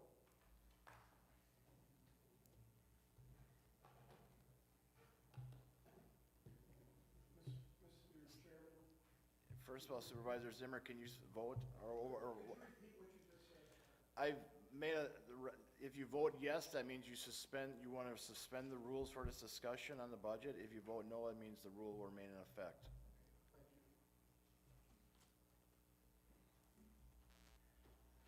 So the motion failed 8 to yes with Supervisors Bruner, Gauger, Zimmer, Banky, Falkowski, Giroux, Geimer, and Swade voting yes. So the rules remain in effect. So we're back to the amendments on the discussion of the $9,850 for iPads for the county board. I will start with Supervisor Hoffman. Thank you, Chairman. I'm in favor of going to an iPad for one simple reason. If you do all your county business on that iPad, it clearly cuts away anything you have. Like I have my own private business on my laptop at home. I have my personal stuff on there. And this way here, it clears it and leaves the county business on the iPad and not into my computer. Thank you. Thank you. And you brought up a very good point there as well. There's one other thing I want to discuss. I know there's been some misinformation too, that this iPad would be in a sense like a cell phone. I know we had talked several years ago when I first made this request, we were talking with a local cell provider that the iPad or whatever device would be essentially a phone, that you could take this anywhere and we'd be paying a monthly charge, just like you do with a cell phone. That will not be part of this budget. This is an iPad or a computer, whatever we decide to go with eventually, that will be using Wi-Fi. If you don't have it at home, you're gonna have to get it, or you either go to a place that has a Wi-Fi hot zone, for lack of a better term. All our county buildings have the Wi-Fi, so it should be available. I guess if there's problems as we go along, we'll have to consider increasing the bandwidth, but it seems to be all right for the time being.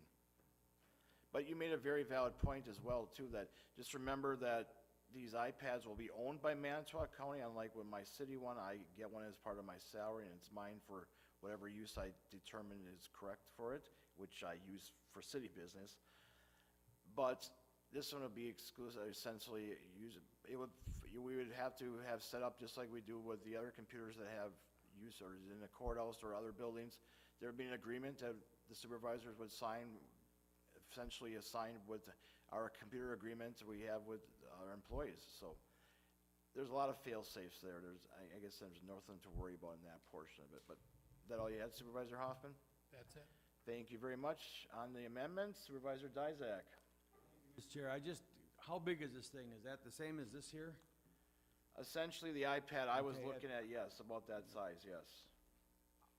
If you can see, I have one. I don't use products, but whatever.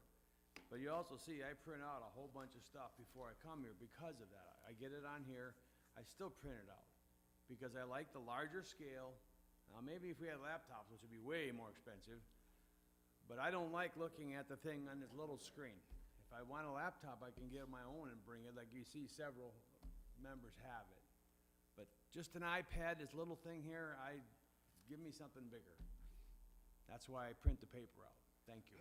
Thank you. Well, it's certainly your prerogative to print out as much as you want. I mean, we're just gonna, I would like to go paperless. I think it's worked out well with the city of Manitowoc. I guess what really spurred me on with this, when the county executive didn't put it in his proposed budget, was I met with Alice Conner, who is the chairperson of the Calumet County Board. And I mentioned to her, and I've talked to other county board chairs and county executives, administrators, whether their county boards have county-owned or required electronic devices for their meetings. And Alice said, oh, yes, we've had it for over 5 years. That's interesting, a smaller county that's neighboring us. I know Fond du Lac has them. What's interesting about, as well with Calumet County, is they not only have iPads or computers for their county board supervisors, they also supply them to their boards and commissions. So their Human Services Board members, the citizen members that aren't even part of the county board, they have access to computer access like that.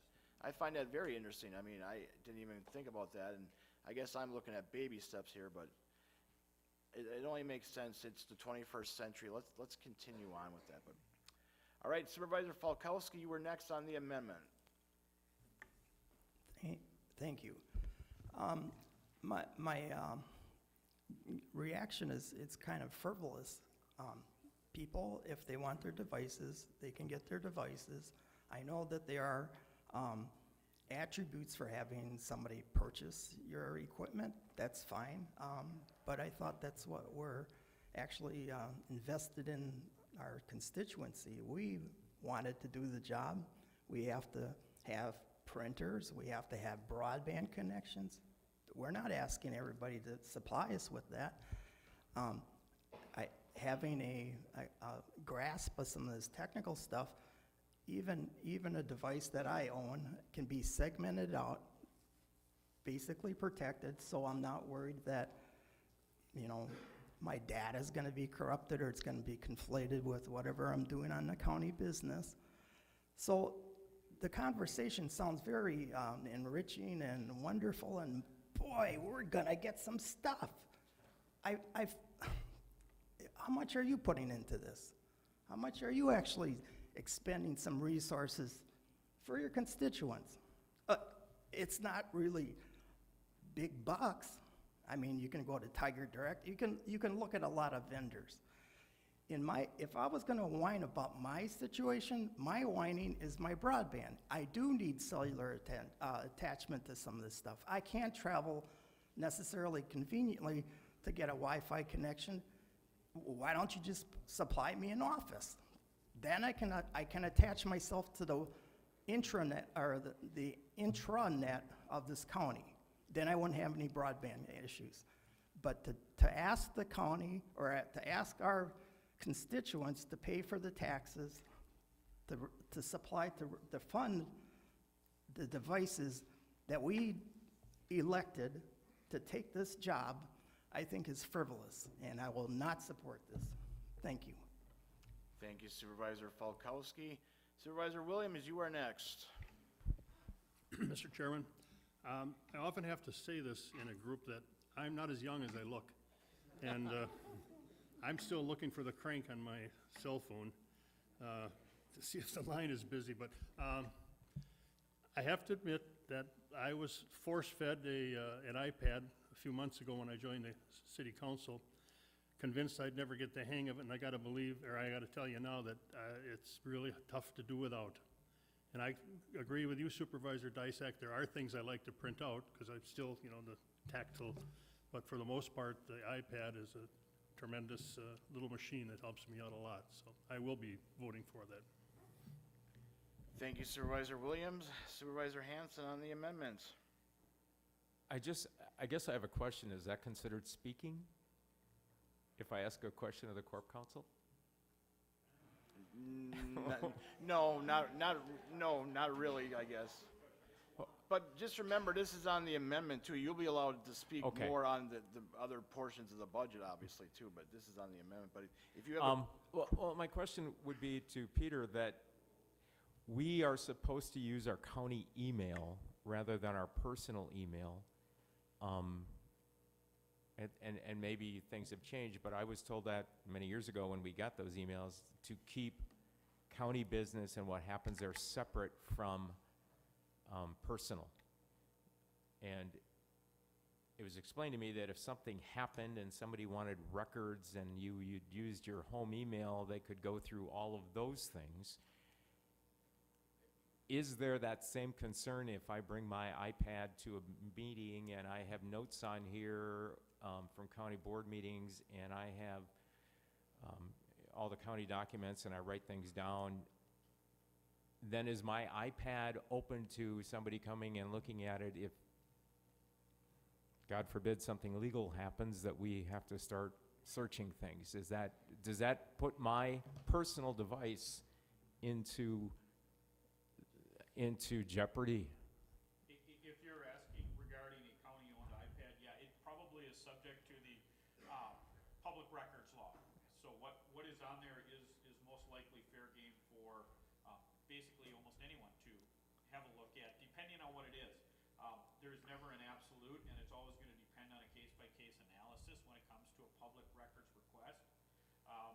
But if it is something that is part of the county's business, the answer is yes, it is likely subject to disclosure.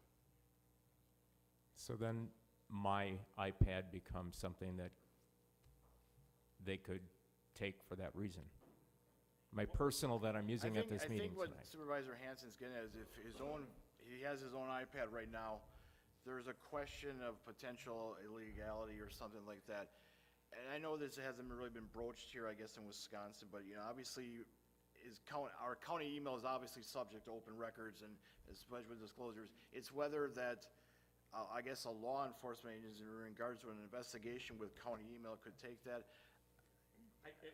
The likelihood in reality is probably if you're talking your personal device, whether it's an iPad, laptop, any other tablet, any other mobile device, the county's information is going to be subject to public records disclosure. Your personal information is probably not going to be subject. And as far as whether or not there's a sheriff's investigation or something of that nature, that wouldn't really have a significance whether it was your personal device or whether that was a county-owned device, quite frankly. Okay. I hope I'm answering your question, and I hope I understand it correctly. And if I don't, just let me know, and I'll Okay. try to clarify.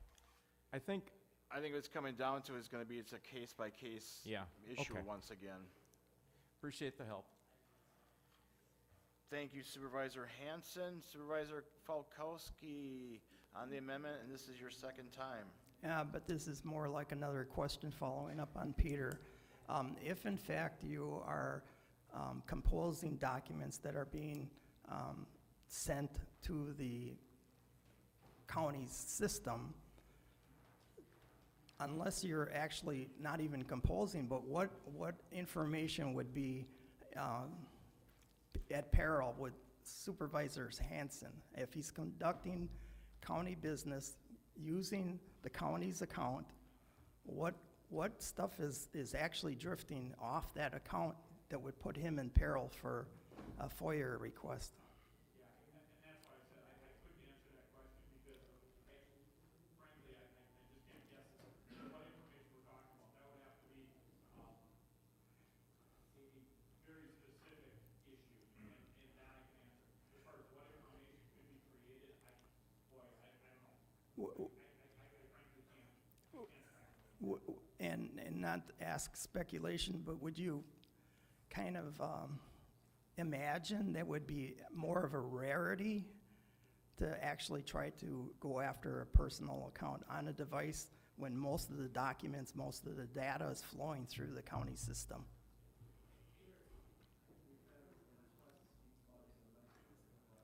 Who, me or Peter? I'm just getting used to speaking. Yeah, and quite frankly, Supervisor Falkowski, I can't answer that question. If you were talking about personal data on a personal computer that is also used to transmit, for example, county emails, your personal data on your personal computer is not likely to be subject to a public records request. That's about as far as I can go. As far as speculating what could be, I wouldn't even want to start guessing. That's just, it's too open-ended, it's not specific, and there are too many variables Yeah. that are going to lead to Yeah, too much vagueness. I'm kind of guessing that, but I think that the rarity is more of a, it would be not warranted of a concern, the way that how the systems work. So I'm guessing even my devices, even if it was requested for a FOIA request, there's nothing to see there, because a lot of it is shifted from personal, and anything that can go through that is going to be segmented out to what is, county business. So I think that's not warranted. Thank you for the clarity. Thank you. Supervisor Geimer on the amendment. I have two questions, kind of. Are we having insurance on these things too if they break? Because they're not indestructible even with a case. What happens then? And if I get a virus, which, the iPads are pretty good about that, but do we bring them to the county and do they fix it? I'm just kind of wondering about the logistics there.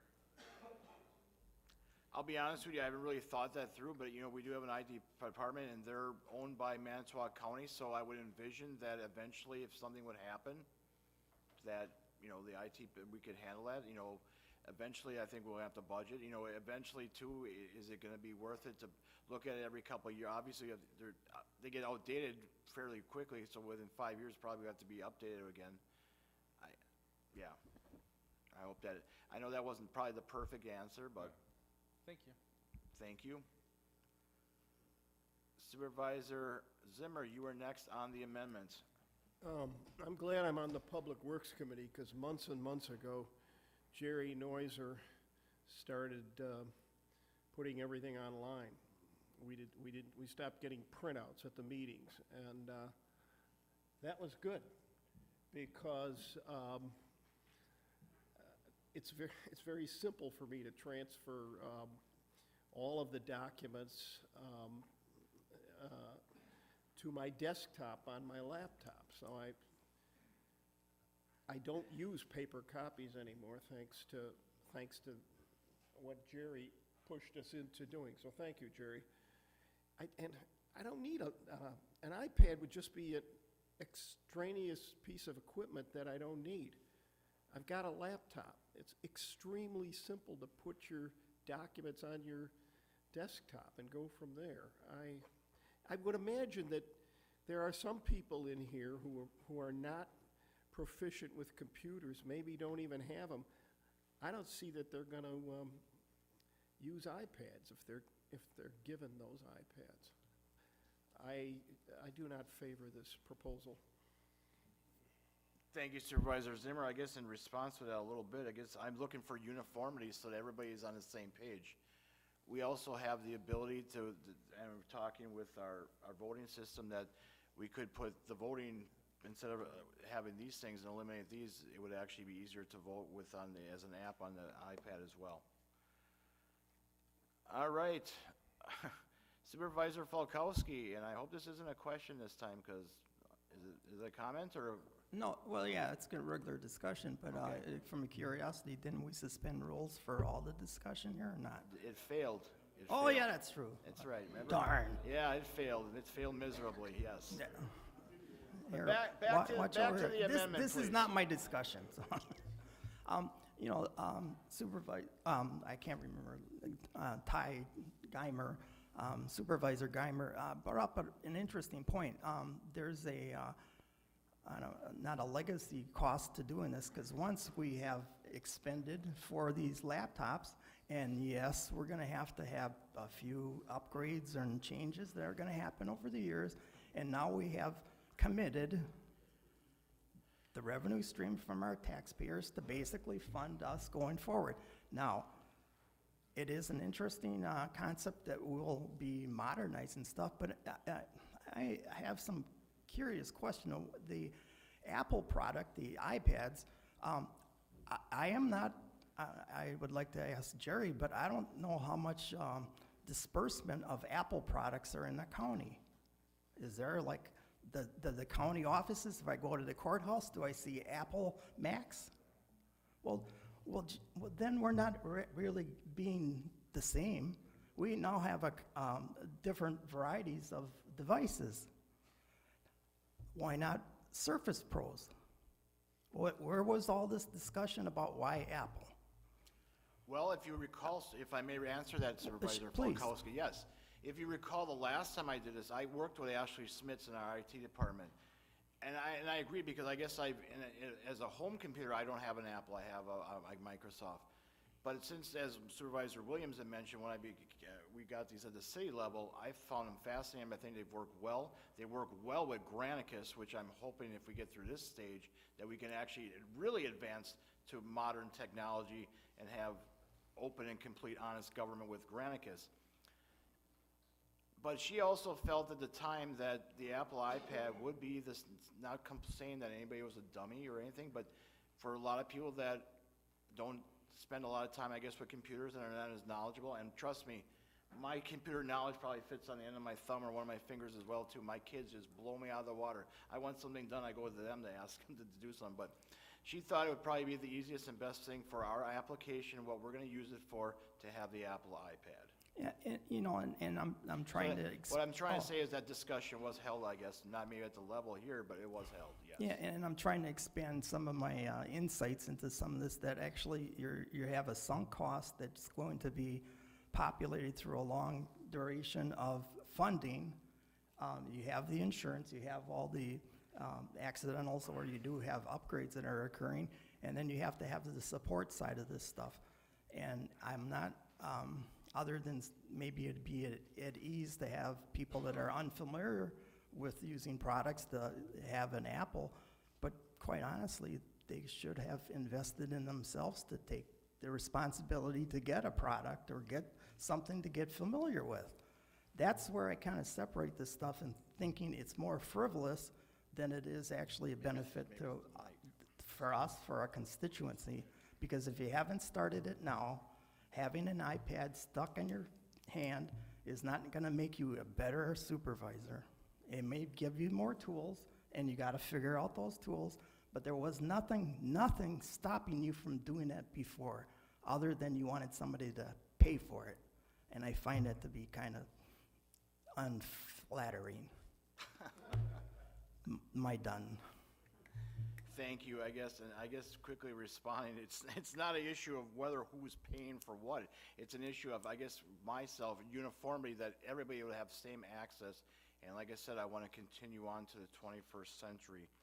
It's amazing that you look at the counties that are our size, and even now, even looking at Calumet County, God bless their soul, smaller county, having access to their supervisors to use computers at their county board meetings and use the data and stuff and to be efficient like that, it's insane. I guess it's unflattering, I guess, when you make comments that we're using this as probably what the county executive would say, a cash grab, what's been used many times over the last several years. It's just an issue with me to make it fair for everybody, to make us come to the next century, to hopefully eventually we talk about open and honest government. I hear about not being able to watch county board meetings.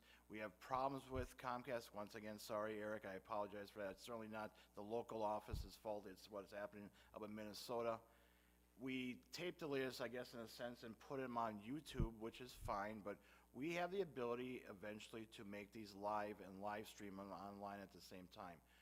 I'll be honest with you, I've actually looking at Facebook Live, but unless there's some different kind of camera angles and stuff like that, you're gonna get a little screen from the backs of your backs and us lovely faces up in the front, and that's basically all you're gonna get. I have looked into that, but that's the short of it. It's not looking at somebody to buy an iPad for me. Yes, I have mine. I've gotten one from the city, but I also have my own at home as well. It's looking at the issue of fairness and bringing us to the 21st century from my standpoint. Is there any other discussion on the motion? Or the motion to amend? Supervisor Zimmer? I'd like to know what you mean, Mr. Chairman, by on a matter of fairness. What does that mean? Well, I guess when I say fairness, I look at it not just for the county board, but for our constituents as well. I hear from them all the time, because, you know, and I keep ripping on Comcast, and I certainly don't mean to do that, but cable operations here in the city of Manitowoc aren't what they used to be, so a lot of people don't have live access to government meetings anymore. I hear a lot of people would love to watch county board meetings, and granted, is it going to be as successful as the Monday Night Football game or the ratings? I'm not sure it'd probably be that high, but it's surprising how many people, at least in the city of Manitowoc, that want to watch local governmental meetings, whether it be the county board, city council, or even the school board for that matter. And it's becoming more and more difficult. I think, like I said, with the addition of the iPad, it's the start of hopefully a new thing that we can go on to this Granicus or some other live streaming thing that we can do as well. And it's a data storage thing as well with Granicus. Like I said, if we get to that stage, I'll gladly show you what the city of Manitowoc does. I'll have a committee of the whole meeting and meet at City Hall, and we'll go through it. It's very impressive.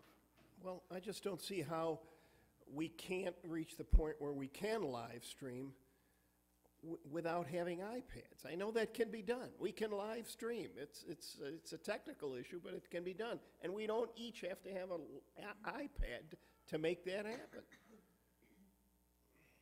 Thank you. Any other discussion on the motion to amend? All right, seeing none, the clerk will now conduct the vote on the amendment to add $9,850 to the levy in order to purchase iPads. Supervisors will now vote to amend the 2019 proposed county board activity expense budget by adding $9,850 for the purpose of purchasing iPads for the county board members. So the motion passes 13 to 10 with Supervisors Nichols, Gauger, Zimmer, Banky, Ballman, Kavanaugh, Mink, Falkowski, Gerald, Dizak voting no. So now that is added to the county board budget as of right now as an amendment. So it's part of the main motion of the county board budget. So at this time, I will throw it open for discussion on the county board budget as passed by the Finance Committee and as amended by the county board this evening. Nobody wants to speak? Oh. Is it working again now? Okay.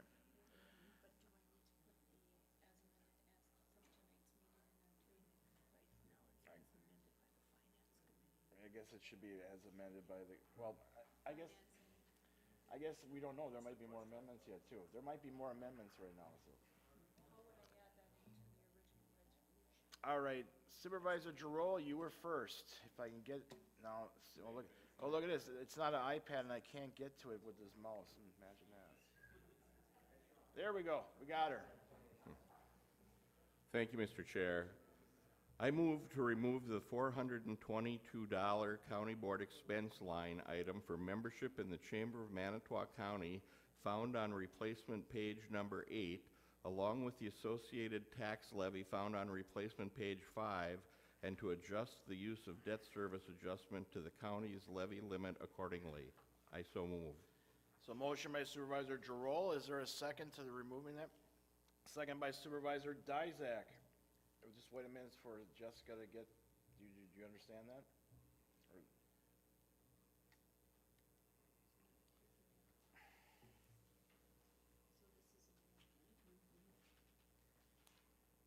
And then I will allow you, Supervisor Giroux, to speak on it before you. Thank you, Mr. Chair.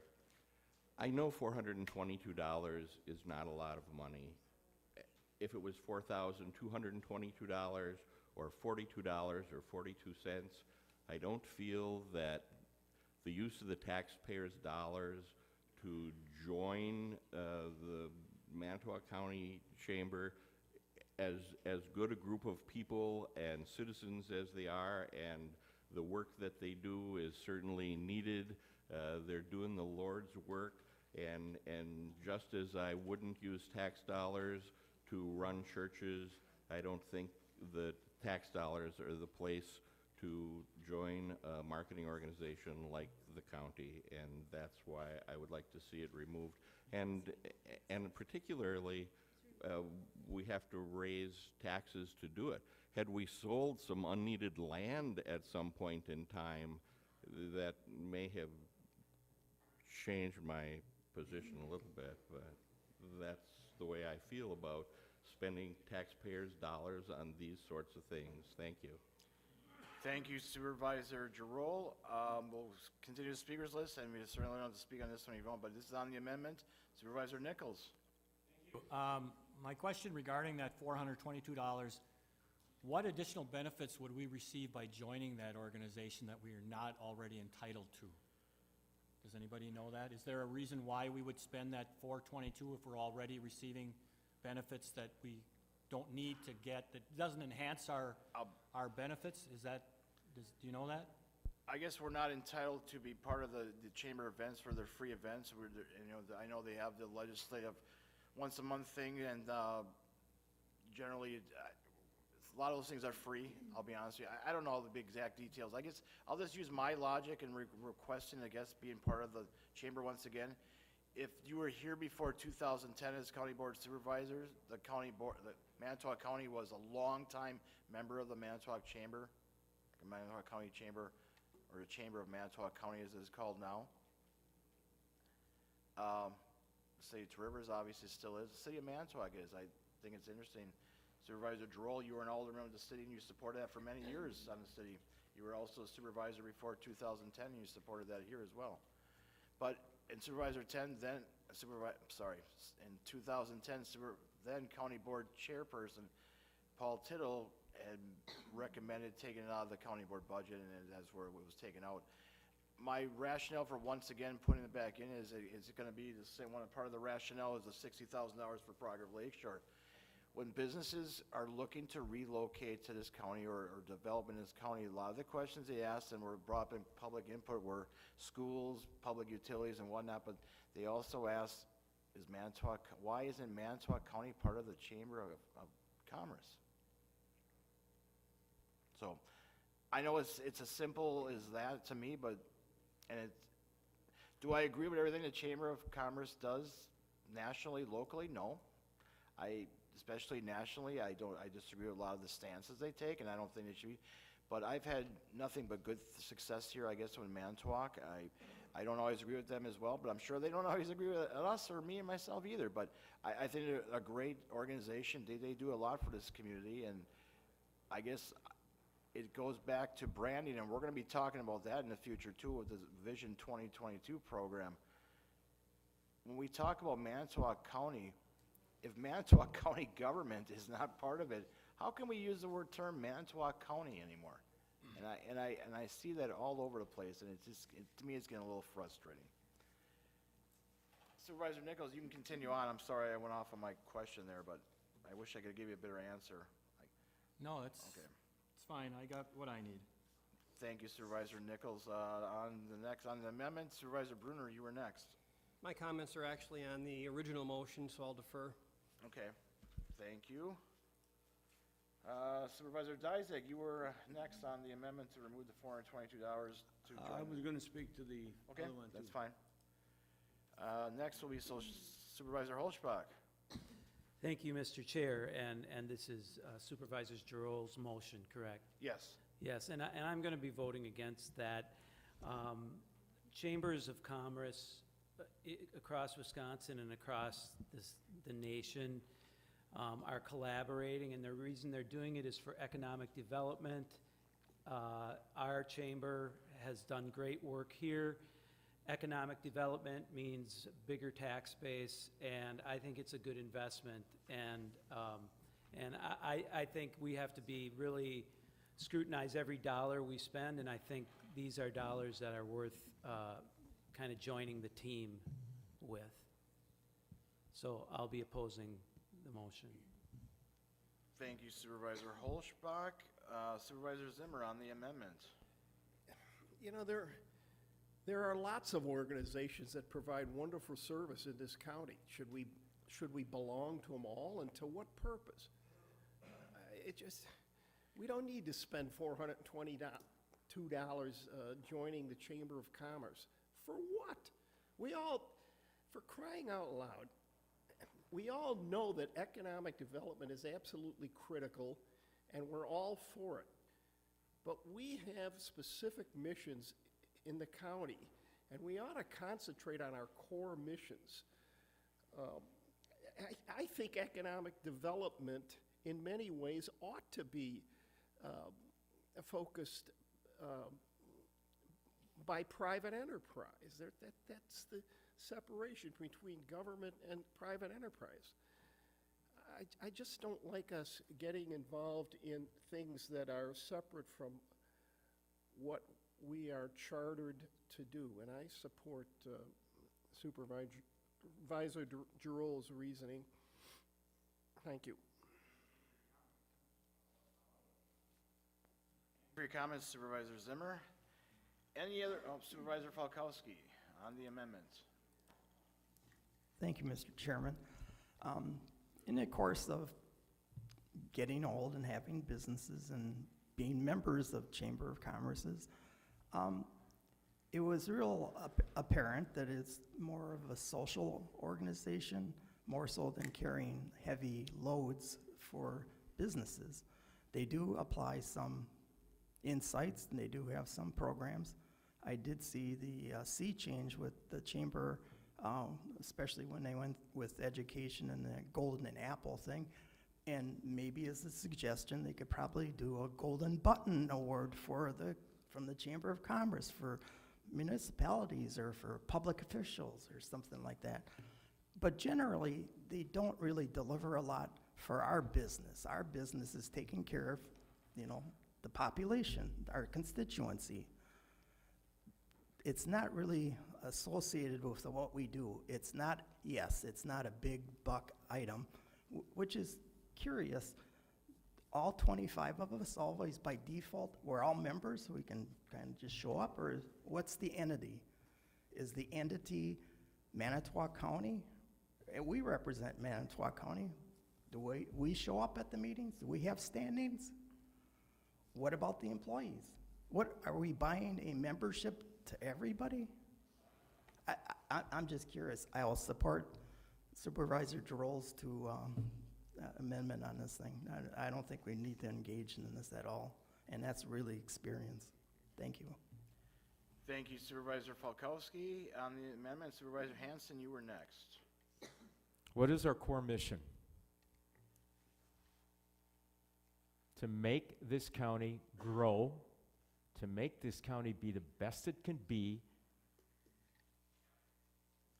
This group does a lot educationally in schools, teaching kids about different business opportunities.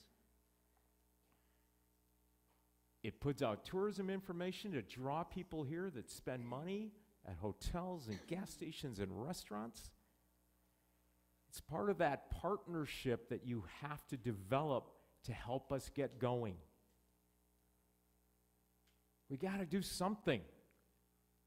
Is there a guarantee that we'll get $422 worth of service out of this? I don't know. But it's a step to say, hey, we're trying some things. We're going. We're trying to get this place growing. Look at the data. Look at the data on Manitowoc County. This is a great place to live, but we got to grow. Thank you. We'll vote against this. Thank you, Supervisor Hanson. Supervisor Dysek on the amendment. Just to kind of look at Supervisor Hanson and the way he's coming across, and I appreciate the passion. And I love living here. It's a great place. We talk about attracting people and what we can do. Stop and think about this. We need to attract people, so let's raise taxes. I don't think that's a good idea, and I'll support Mr. Giroux's amendment. Thank you.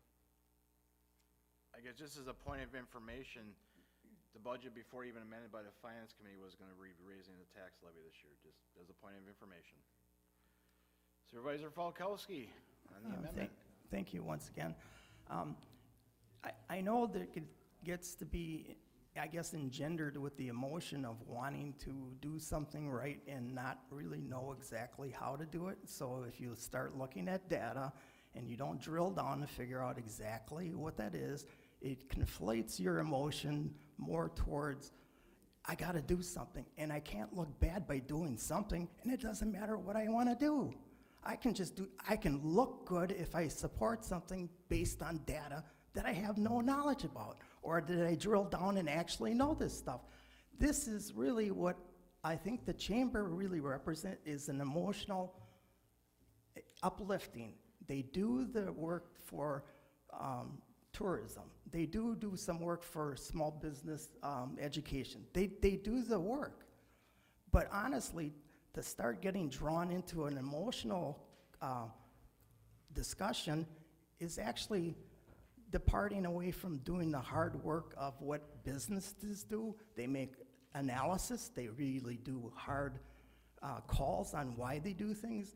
And sometimes it's convenient to be part of a chamber. Sometimes it's not convenient to be in Manitowoc County. But you gotta know why the decisions are being made, and it's not meant to be made emotionally. So I'll support Joel's idea that we don't necessarily need to be a member here. Thank you, excuse me, thank you Supervisor Falkowski. Supervisor Zimmer on the amendment. If anybody can join the Chamber of Commerce.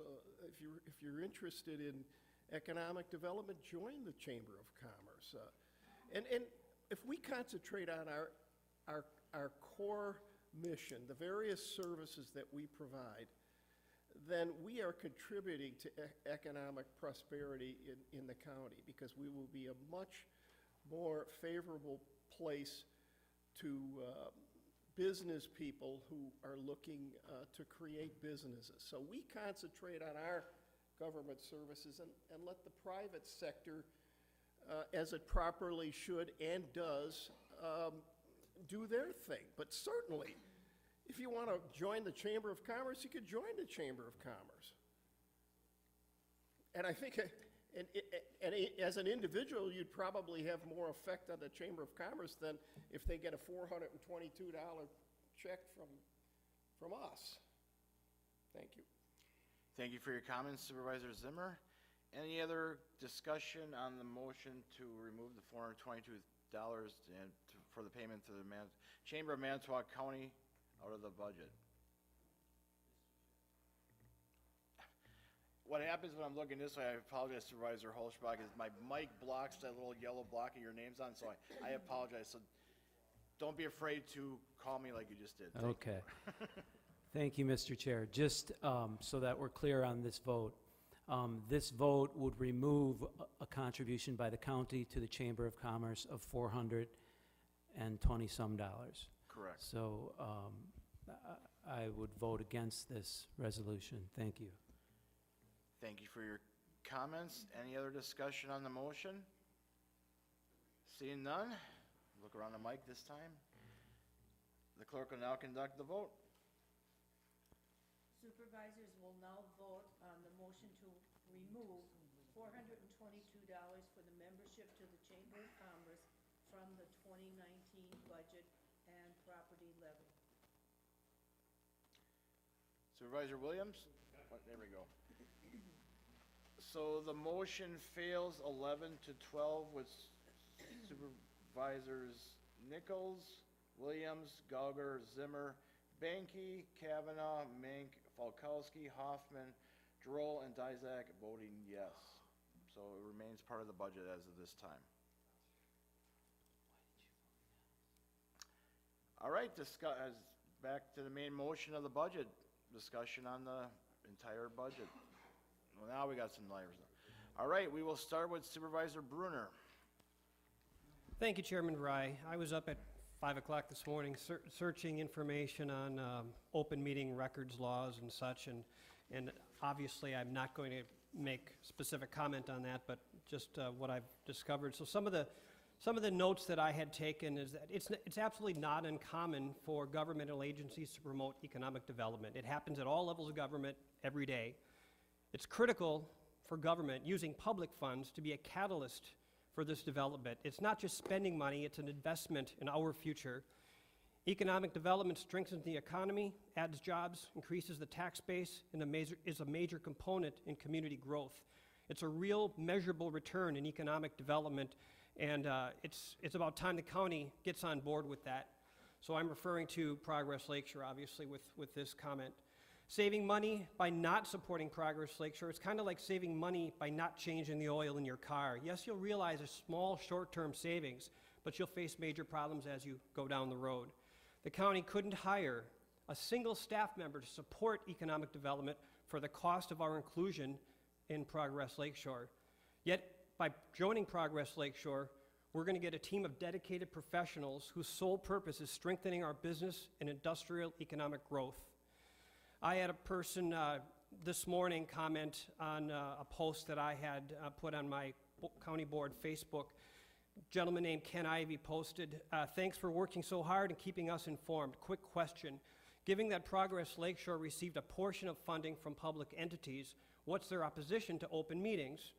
My reply, and again, this is as I understand it, thank you, Ken. My understanding is that when working with private business and industry owners, virtually every discussion they have, even the identity of business, can be damaging to the business if it's made public. From a standpoint of transparency, I truly don't believe Progress Lakeshore wants to hide anything. But as a business owner, if I was looking to make a business move, I would be very apprehensive to contact an agency who is obligated to share my potential business plan with the world.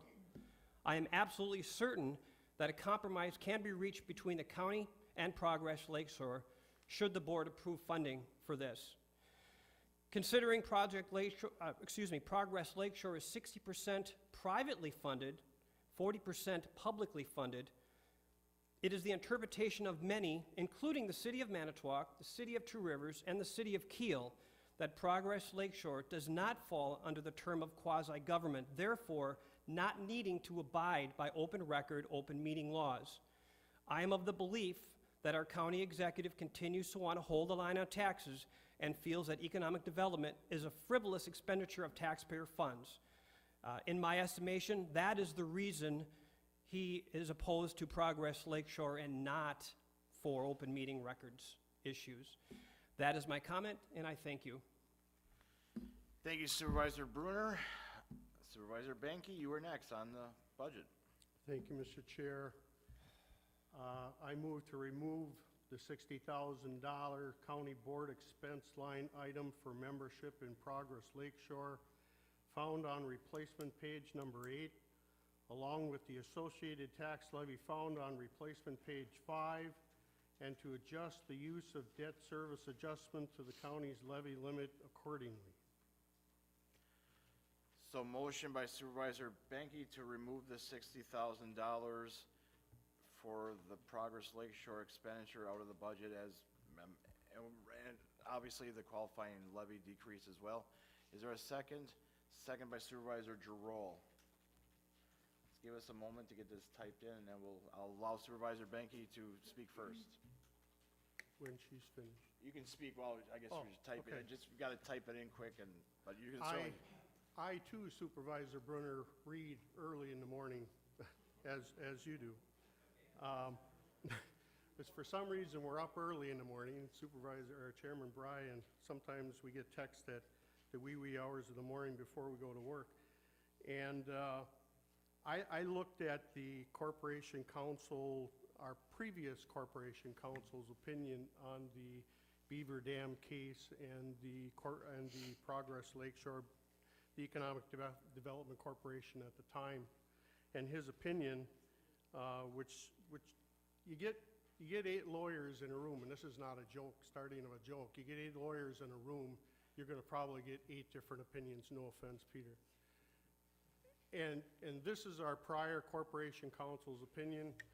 Our current Corporation Council did not give an opinion, but stands behind the current, or our Corporation Council's opinion of the past. That to me gives me 2 attorneys with a different opinion than the opinion of the city's attorneys and the Progress Lakeshore's attorney as well. I disagree with you, Supervisor Brunner, that the county executive would not give the money if they would abide by the open meeting law. We that have been here a long time have openly said that if they agree to abide by that, I have no problem giving them the money. And a number of us have spoken in that manner.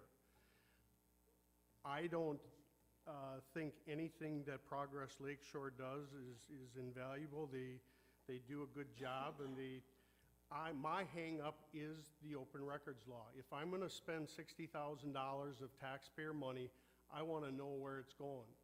I want to know how it's going to get spent. I'm just not going to write a check for $60,000 and not know exactly where that money goes and where there should be transparency in where that money is going. They can abide by the open records law. With closed session, they can keep everything that they want to, sensitive information, in secret. They can do that. It's all out there for them to do that. They choose not to do that. It's, in my opinion, it's in their court. They chose not to accept the money by not abiding by that rule. I have 2 attorneys' opinions telling me that fact. And I understand there's opinions on the other side. It's a matter whose opinion are you going to go with? I'm going to go with our Corporation Council's opinion. And so that's why I'm not going to support sending $60,000 to Progress Lakeshore. And I guess in a question, if this would get passed, are we going to have the same service agreement that we had in the past? Or is this just a blank check thrown out there without any ties? I guess it's my intention, obviously, and talking with Peter as well, that there would be a contract like we had in the past where there'd be, I guess it would be similar to what, in my mind, is similar to what we had, there would be an ex-official member as the county executive would be an official member, the county board would have a member, and there would be terms like, we would definitely pull out the old contract and I guess review what they have currently with the cities of Two Rivers, Keel, and Manitowoc as well. Okay. But, no, I guess that was always my intent. I guess I should have mentioned that from the start when I encouraged this Okay. inclusion, but. Good. And it all comes down to the interpretation of the Beaver Dam case. I mean, whose interpretation are you going to go with? Are you going to go with our current Corporation Council and X or the others? I just think there needs to be transparency if we're going to spend government money to an entity, and that needs to be tracked. That's all I have for this time, Mr. Chair. Thank you, Supervisor Benke. On the amendments, Supervisor Vogel, you were next. I basically had a couple questions regarding the main amendment. It has to do with the cost factor that we're talking about here, so I don't know if I should wait and reserve that question. how did they come up with $60,000? How did they come up with 422? Well, I guess I can rephrase to the $60,000 question right now. It was my number. Originally, the county actually was on board for more money. I came down with $60,000, I guess, is a more, as we've gone along over the years, and I wanted to say this for my final speech, I guess, on this amendment, but as we've gone along over the years, I've heard a different excuse after excuse why we shouldn't be part of this organization. And I know that, and I think the board is very sincere that there are concerns about not meeting the open meetings laws and open records laws. I don't think that's the only reason for some people, though. And so that was why I requested $60,000. It was a little less than what we originally had been paying, but still a little bit more than what I think or continue, I guess, our partnership with Progress Lakeshore. Pretty round all over the road answer, not probably a perfect answer, but it was never requested by then the Economic Development Corporation of Manitowoc County or Progress Lakeshore. They never requested a certain amount. That was the figure that I threw out there. Okay, Mr. Chair, with that being said, is that like per calendar year? I mean, will it be 60,000 again? Yes, it'd be April it's or per- January 1st to December, yeah, per year, yeah, once a year. Okay. And same thing with the 422, that's per year? Right, that's, yeah. Thank you, that's all I had. And I guess just to quickly, and I know it's not in the amendment, but the $422 is for an annual membership of a business / whatever entity to be a member of the Chamber of Manitowoc County. That's where that 422 came from. Okay, thank you. Thank you very much. Let's see, number 2, Supervisor Dizak on the amendment. Thank you, Mr. Chair. The open records issue is, to me, only part of the reason I have a problem with this. It is important, and as if Ms. Supervisor Benke noted, we have our corp counsel, and I also believe that the taxpayer deserves to know what that money's being used for. It's like going to a bank and saying, hey, you want to fund my business? What are you going to do with it? Well, I can't tell you that. I don't think a bank would do that. And I look at this as the same way, and that's why, to me, the open records law even exists, to make sure taxpayers' money is openly shown to them through us on what that money's being spent on. But that's just one issue. Currently, the city of Two Rivers, the city of Manitowoc, and the city of Kiel pay Progress Lakeshore for services, or that they're a member, or however they classify that. And if you're a supervisor with constituents in the city of Kiel, the city of Two Rivers, or the city of Manitowoc, can you explain to them why you're going to take tax dollars from them twice for the same thing? I don't like that idea. They're already being, part of their property taxes going to Progress Lakeshore. Now, more of their tax dollars would go towards Progress Lakeshore. That's just not right. And not knowing how we're going to write this up, we put this in the budget. That's what you were just explaining to Supervisor Benke, was that it's going to be, the membership or whatever. We should have a plan on what we're going to do written down so we know how this is going to be structured, how it's going to be watched before we put it in the budget and spend it. That's all I have. Thank you. Thank you, Supervisor Dizak. Why does it always disappear? Anyway, all right, next is Supervisor Ballman. Thank you, Mr. Chairman. A couple of weeks ago, we've been spending a lot of time in southern Wisconsin. So who did I go to? I went to the Janesville Chamber of Commerce, and they sent me out a nice brochure. It cost $2.89. Not only included the city of Janesville, but also Rock County. City of Kiel, when I talked to our mayor and asked him about Progress Lakeshore, he said, look at what we've done. We had Stolting Company. We're bought out by Polarware.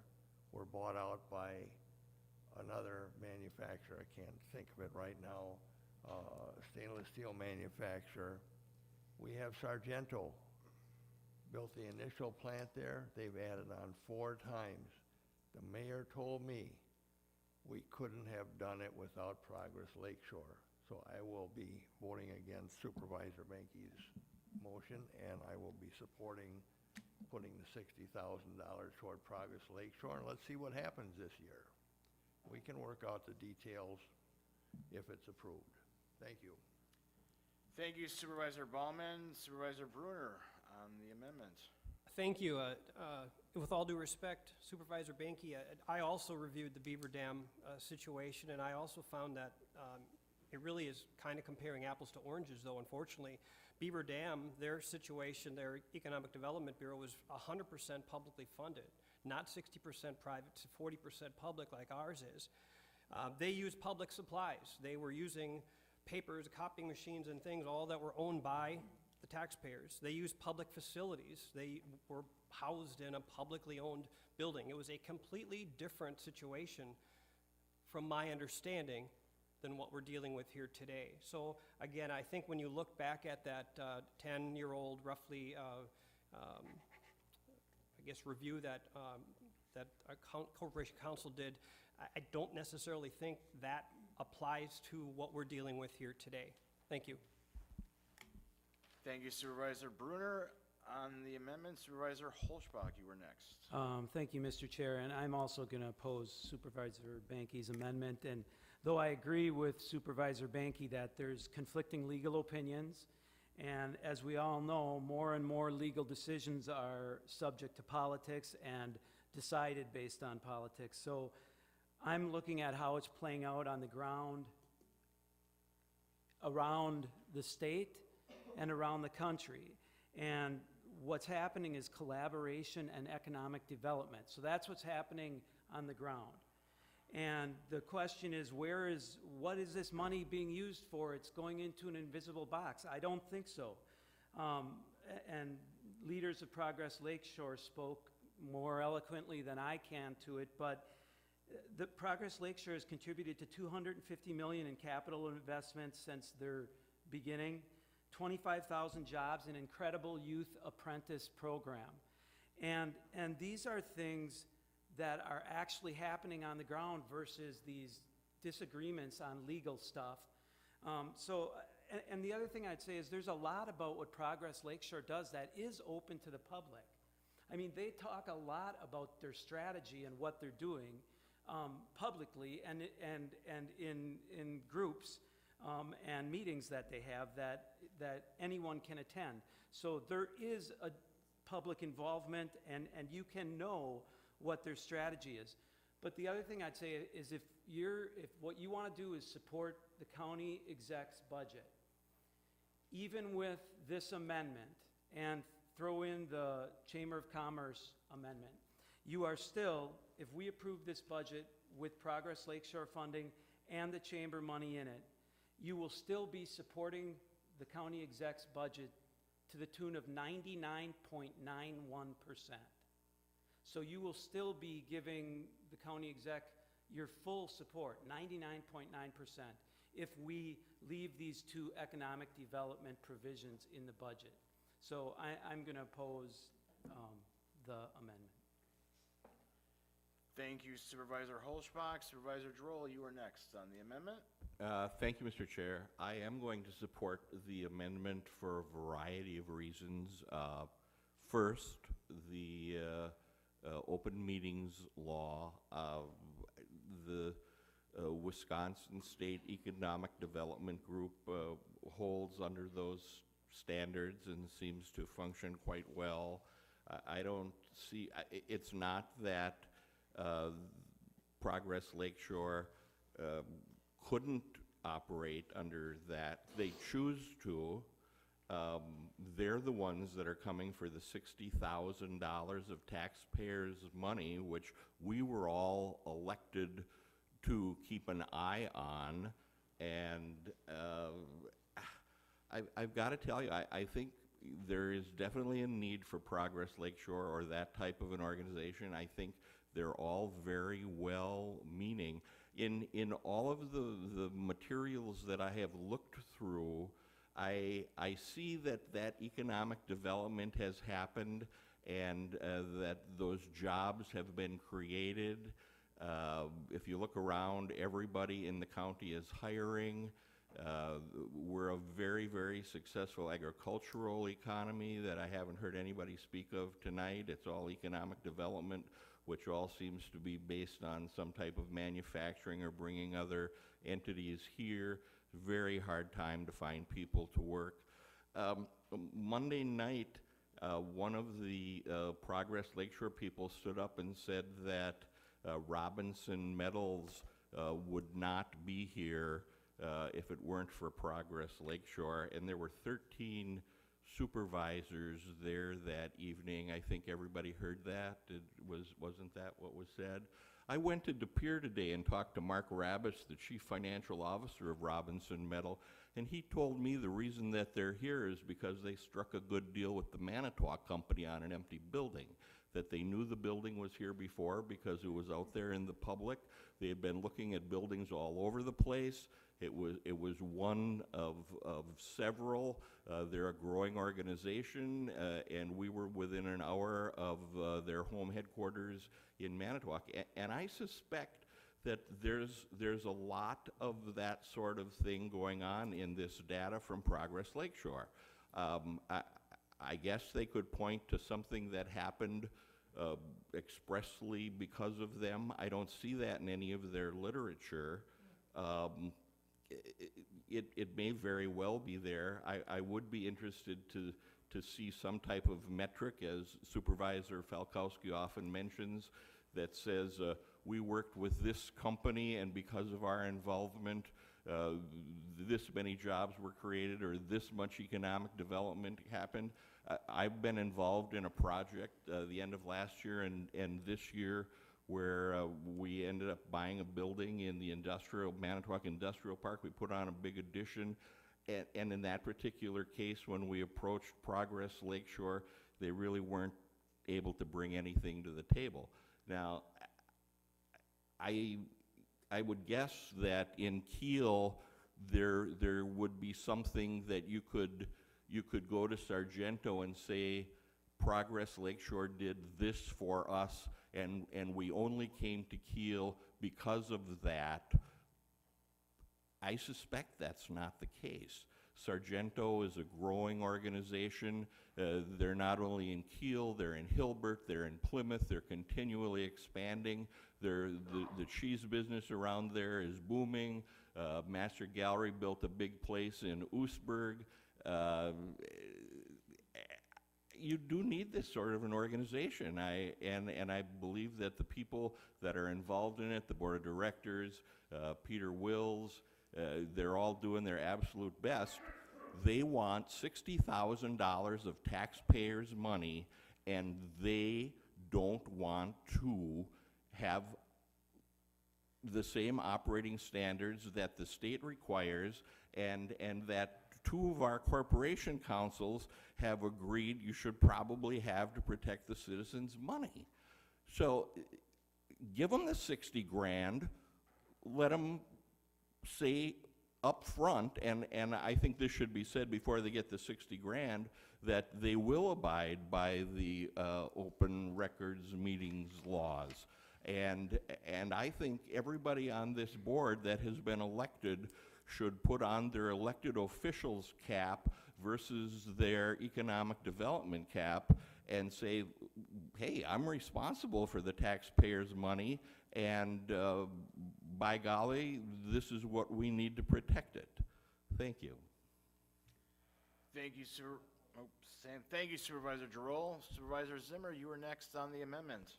Yes, I echo what Supervisor Giroux said. That's $60,000 that should be dedicated to the various services that we provide our constituents before we go handing it over to a private organization without knowing what the heck they're going to do with it. The way Mr.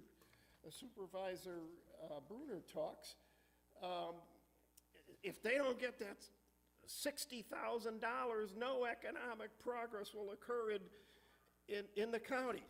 Supervisor Holschbach cited the astonishing success of this organization. Well, if they're so successful, they don't need our $60,000.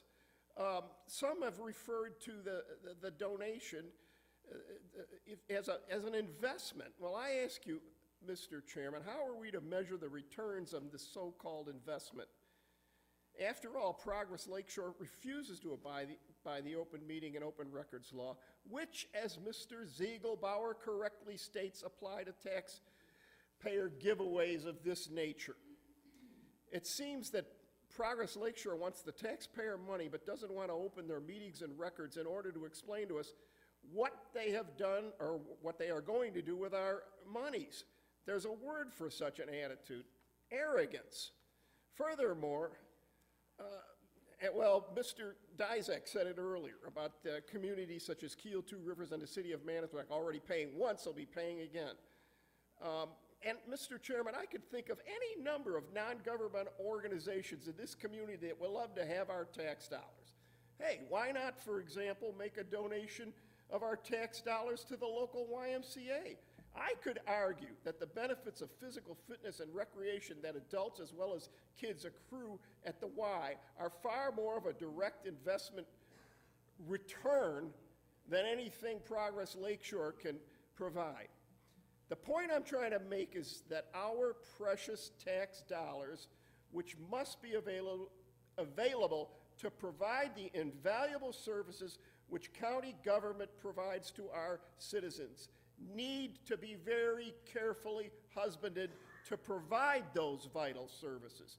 We can't be giving those monies away to any non-governmental organization which has nothing, which has absolutely nothing to do with our various missions, especially one that refuses to be held accountable as required by state law.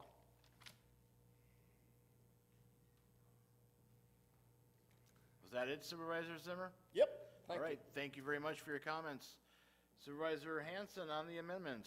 Thank you, Mr. Chairman. I will vote against the amendment, but first of all, to clear some things up, my emotions do not affect the data that I bring here.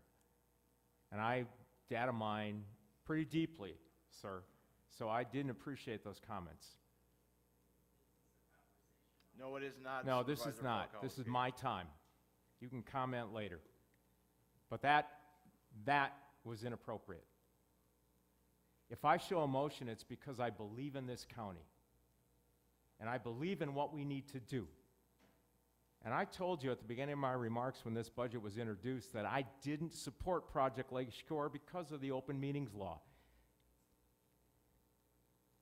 I think they're wrong by not following those rules that we follow. I don't think there's anything that they cover in their meetings that can't be held in closed session if they need to do that. And to be honest, I don't know why they don't change that thought.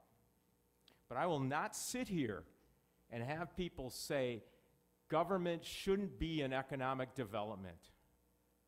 Maybe that's the reason we're behind. Maybe that's the reason we're not gaining population. Because we're not doing it. If we had an economic development department in the county, we wouldn't spend the money on this organization, but we don't. So maybe the chance of $1 a year on a $100,000 home, $1 a year for economic development in this county, countywide, everybody working together, I think is a good investment.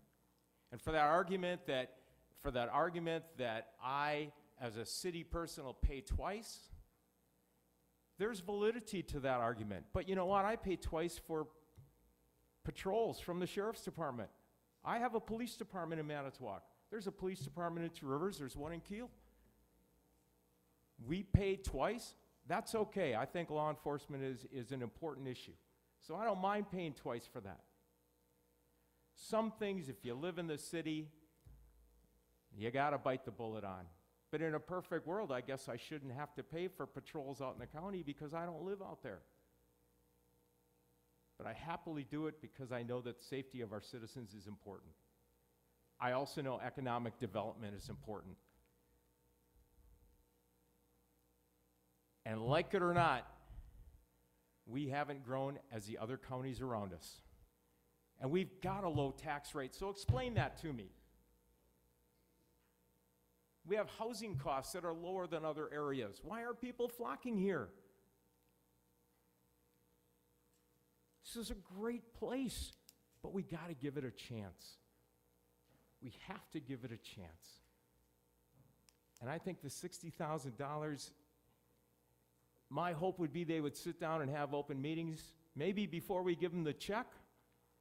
But I think either way, we got to do something. As a county, everybody in the county. So once again, I will not support this.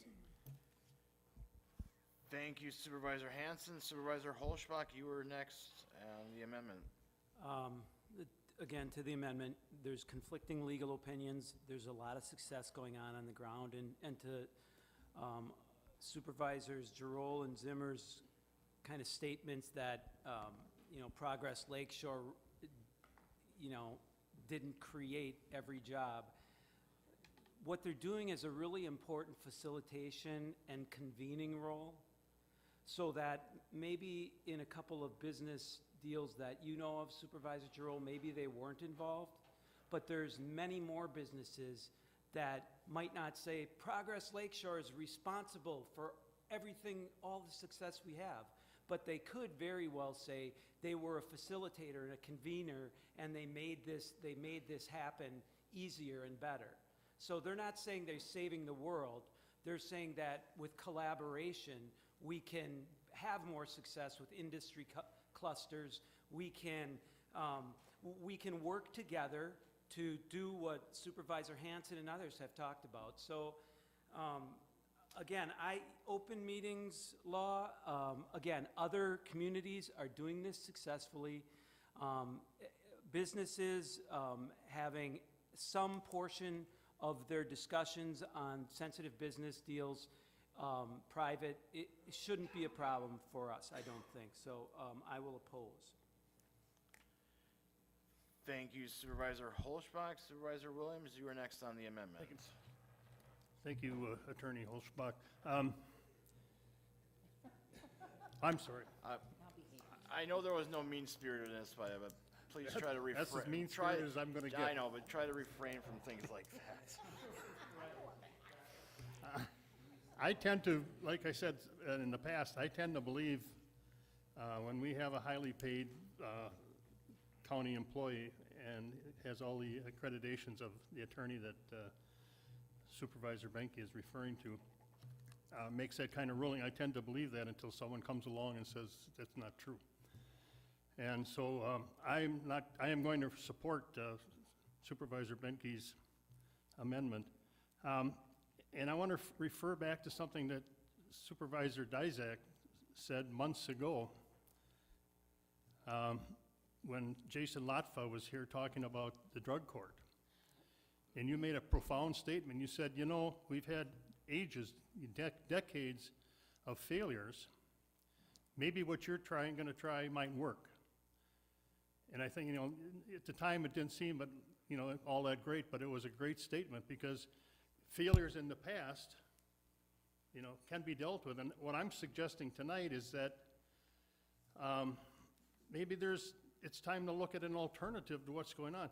Project Lakeshore isn't a fledgling organization. And yet Supervisor Hanson tells us that, he looked up on the board and here we're last place in, contiguous counties. We're going down the tubes. Everybody is concerned about all the businesses that we're losing. Maybe it's time that we take another look and develop some sort of an industrial commission.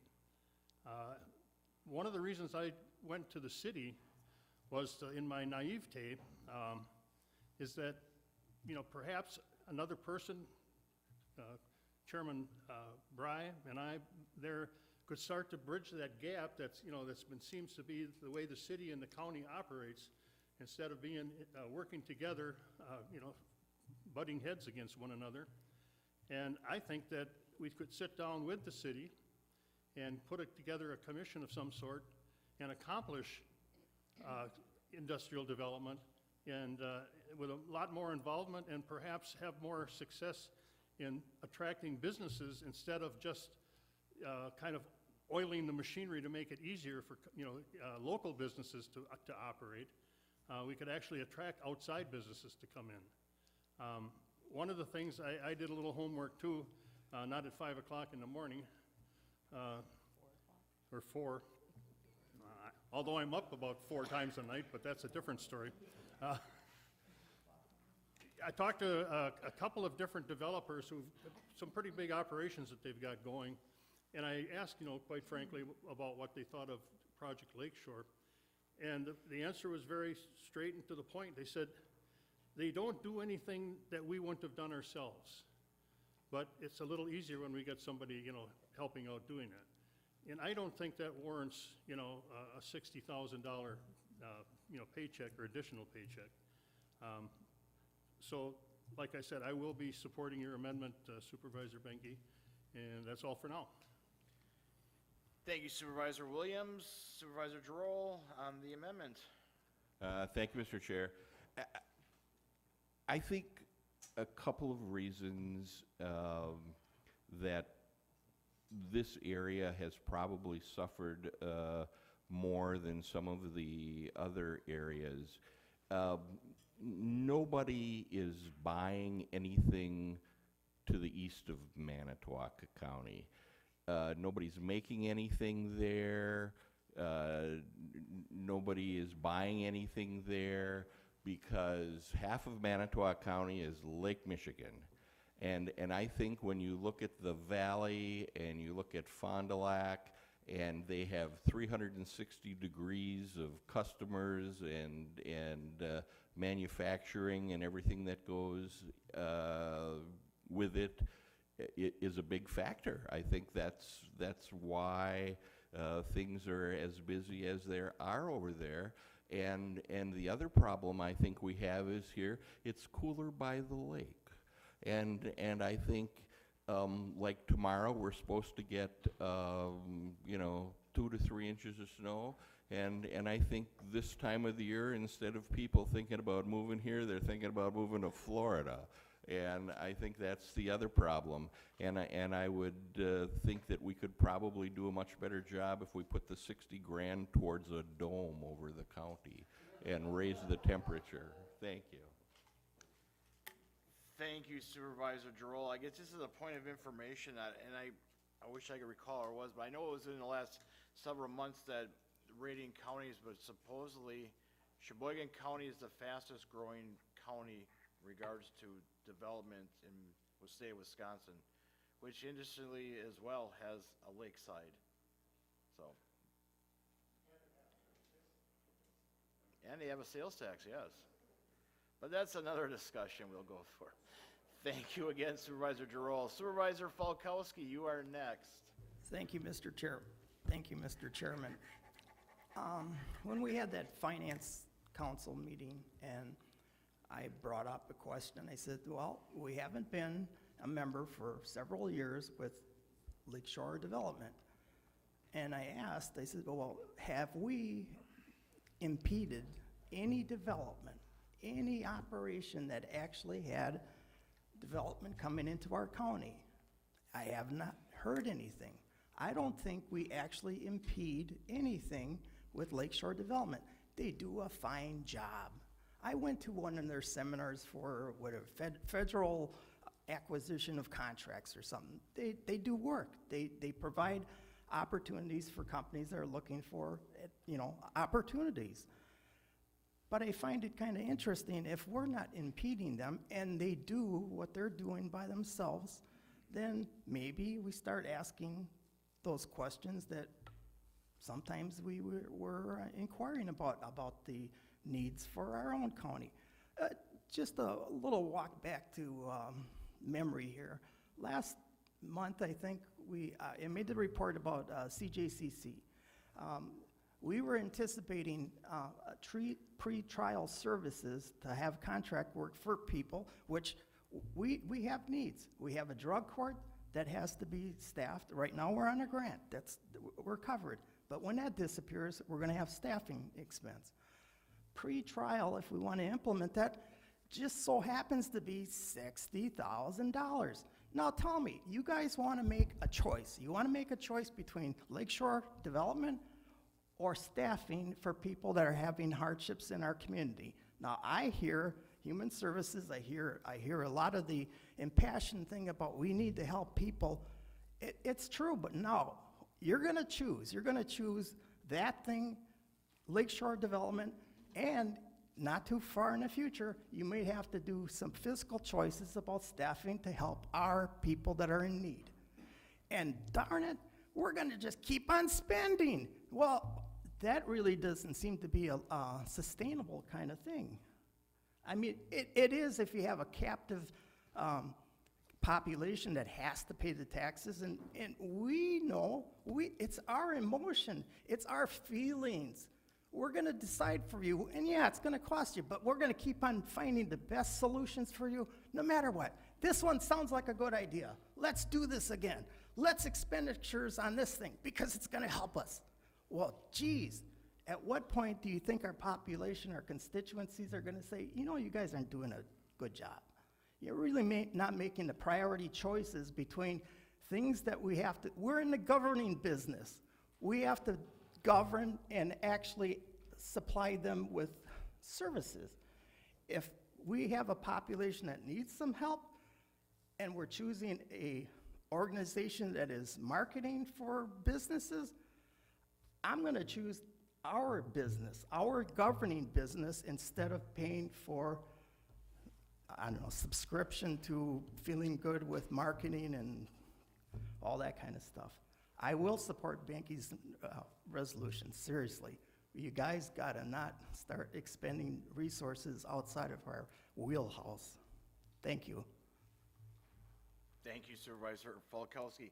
I guess just as a point of information, once again, you mentioned a little bit about the Community Justice Coordinating Council and the drug court, and how eventually the grant that was supplied by the TAG grant that was supplied was gonna eventually go away, and we will be expending our own property tax dollars for that, which I wholeheartedly would support it unless something would go south, but this program is working successfully. But if I go back to remember, and I'm paraphrasing the words of the county executive from our finance meeting this past Monday, I know that one of the supervisors brought up the question about the funding for the JDC, or for the drug court, and whether we should start saving a little bit of money. I think it was Supervisor Williams.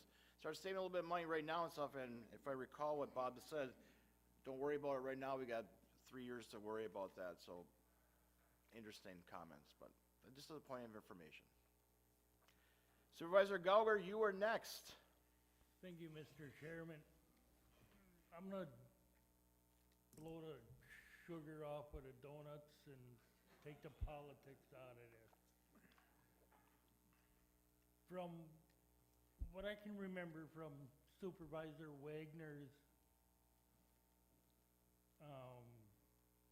remarks she's made about agriculture, we're number 1 or 2 in the state in agriculture, correct?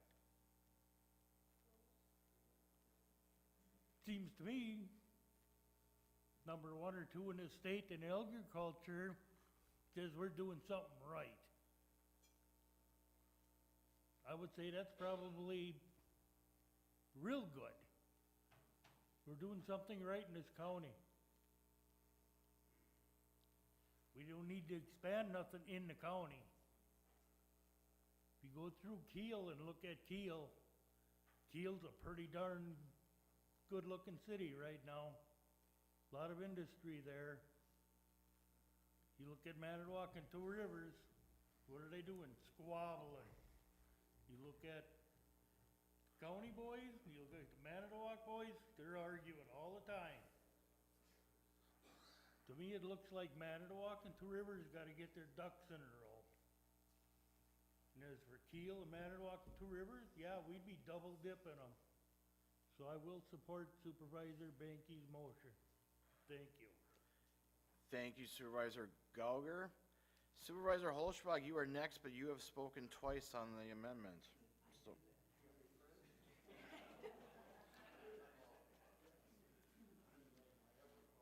If you're, I guess, okay, thank you very much. Well, you can, I'm not sure Supervisor Holschbach would want it, but you, okay, then, all right, I will put a check mark against Supervisor Vogel. So please, can Thank continue you on. Supervisor Vogel. Part of me is thinking, every dollar we spend, so I'm not going to minimize what this is. Every dollar we spend is important. So this is really the only issue brought up that has gotten our attention. So out of a $73 million budget, we are on this minuscule percentage, not minuscule importance, minuscule percentage. And all my fellow fiscal conservatives talking about, how this is just crazy spending. But you haven't said anything or given opinions on the 73 million other dollars. So I would just say that in opposing the amendment before us, you are still supporting the county exec's budget 99.9%, actually over that. So I oppose, and I think it's the right thing to do. Thank you, Supervisor Holzbach. Supervisor Metzger on the amendment. Todd kind of stole some of mine, but anyway, I'm going to say $60,000 I think is going to be well worth getting Lakeshore Progress back with us. Let's try it a year or two. Let's see what businesses we can bring in. If we're borrowing $6.5 million and it's going to take us until 2038 to spend all this, to pay all this back, I think we need some more revenue in this county. I think more businesses, let's get booming here. What are we doing? We're just sitting back and not doing anything, having lower paying jobs. Let's get more jobs. Let's see what this can do for us. So I will not be supporting this. I will be supporting when we vote on Progress Lakeshore, because I do think we need it. Thank you. Can we call a question as well? You sure can, but if there's an objection, we'll continue on as normal. I would like to call a question if we can. There's an objection, so we will continue on. Thank you, though, for your comments. Supervisor Benke, you are next. Sorry about that. I was just taking notes. To your point, Supervisor Hochbach, on the percentages, remember a few years ago, I argued to the hilt on your $15,000 for Phragmites eradication. I didn't look at it as percentage. I looked at it because it was the right thing to do. It was an item that we argued late into the night, but I thought it was $15,000 that was needed to be spent, but I argued it based on it was an important thing, not based on the percentages. Just needed to say that. And Supervisor Hanson, if we want to talk about city, county versus we're housing some of the majority of the people from the city in our jail, so I think that does kind of wash back and forth. So 88% of what we do in the county is mandated by the state. 12% is not. We do a lot of things already since the airport is not mandated. We do that because it produces, why? Because it produces good economic development in Manitowoc County. That's really what did we talk? $3 million of economic value to Manitowoc County in order to keep the airport, and that's why we do it. So it's not like we are not doing anything in economic development within Manitowoc County. We are doing a lot. Expo is not mandated service out of that 88% that's mandated, but provides good economic value to Manitowoc County. We are doing within our budget, that 12% that's discretionary, we are doing a lot for economic development. So it isn't that we're not doing anything. And as far as the growth of Sheboygan is concerned, Whistling Straits and all of those golf courses, all the profit sharing that comes out of my paycheck that goes, Sheboygan is a different animal than we are. So they are growing for some reasons that we are not. We need to separate the fact that, yes, they do a good job, they do good economic development. It really comes down to the legal opinion, as Supervisor Hochbach said, it's which side of the fence you're on, which legal opinion you're going to go, and the transparency. That's where I stand. Not anything against what they do and what the importance of economic development is and our role in that in Manitowoc County. It's clearly that portion, that's where I stand. Thank you, Mr. Chair.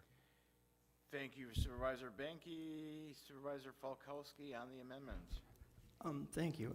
As before, I will support Supervisor Banky's amendment. It just dawned on me that oftentimes we find our own corners and you have to, I don't know, just kind of develop what you know. I know I'm not real structured for the public sector, and as a consequence, when I had to have a business and had to file Dun and Bradstreet reports, it gave me a different way of looking at things, different things of numbers, maybe looking at data differently, and maybe a little bit different critically how the stuff works. One of the first time, I think it was the first year I was on the board, and I talked to Peter, the rep for Lakeshore, and they made a presentation, and don't get me wrong, they should be around, they should do their stuff. Once again, I'm inferring, we're not impeding them at all, not being a part of that. But when I talked to Peter, one of their attributes was discussion about how they helped Lake to Lake develop, and I think is that in Kiel, Lake to Lake? It was a great success. That was a metric that they used we created jobs, we increased stuff. It was really goofy because I was 7 miles away from Brown County's line where I saw the Lake to Lake plant in Denmark disappear. So, as maybe that's my DNA being in that private sector, and start going, well, how's this stuff working? Are we pirating businesses from one location to another? And that's the evolution. As long as the job is here, and if it goes to, like Cook's Corner, goes to Brown County, who cares? We got something at this moment. So I get to be a little bit critical about how economic development is really like the linchpin to everything that works, without being really critical of how this stuff works.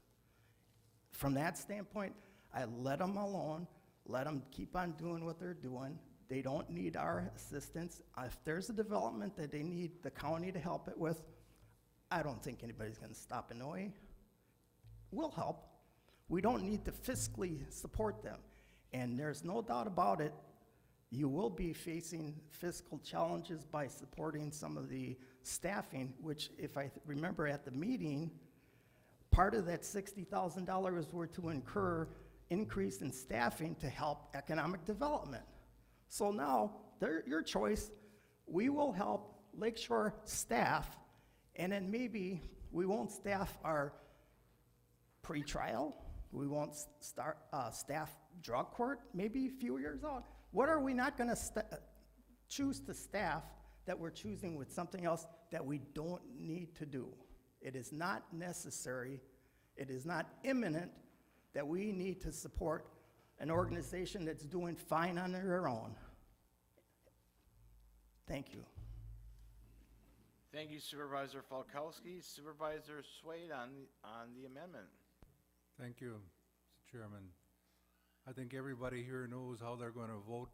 Anybody else talking more and more on the subject isn't going to change anybody's votes. I'll call the question. The question's been called. Is there an objection? Was that an objection or a second?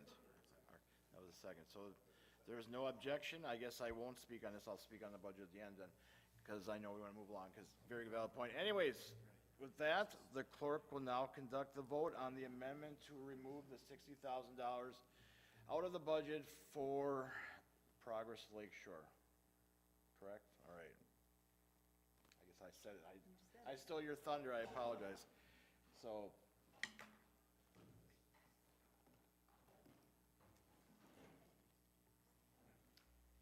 the motion fails 9-14 with Supervisors William, Gauger, Zimmer, Banky, Kavanaugh, Mink, Falkowski, Giroux, and Dizak voting yes. So it's still part of the, so with that, we go back to the main motion of the budget as amended this evening.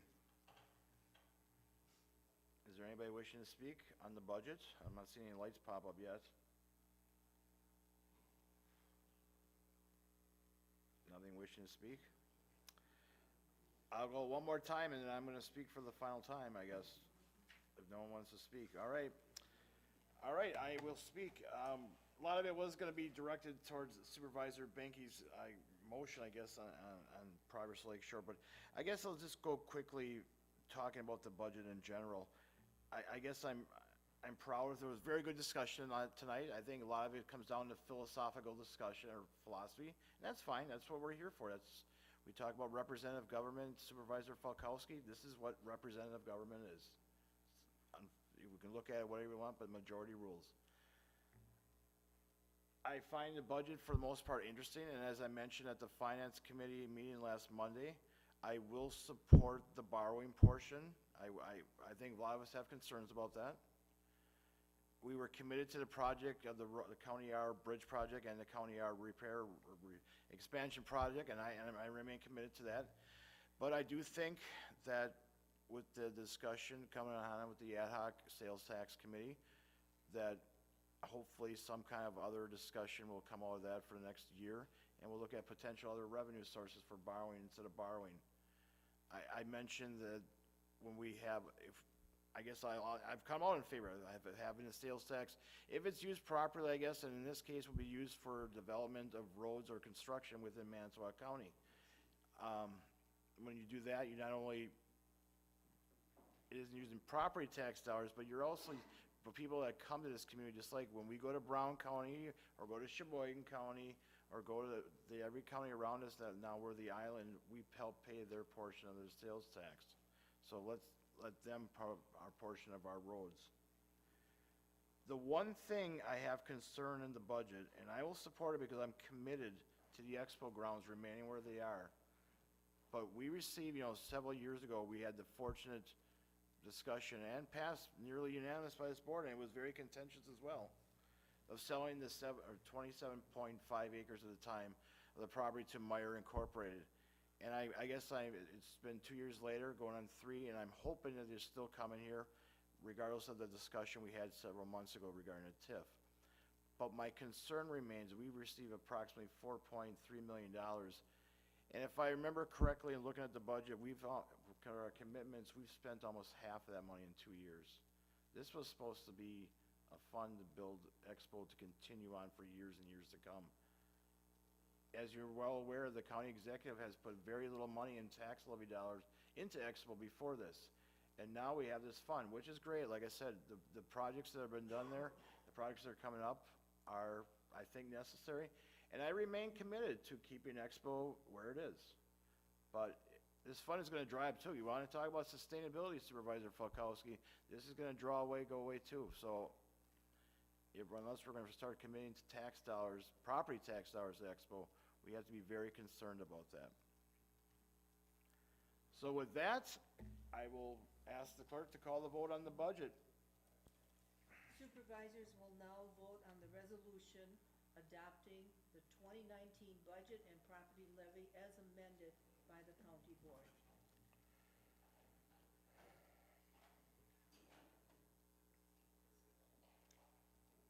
Supervisor Williams once again. There we go.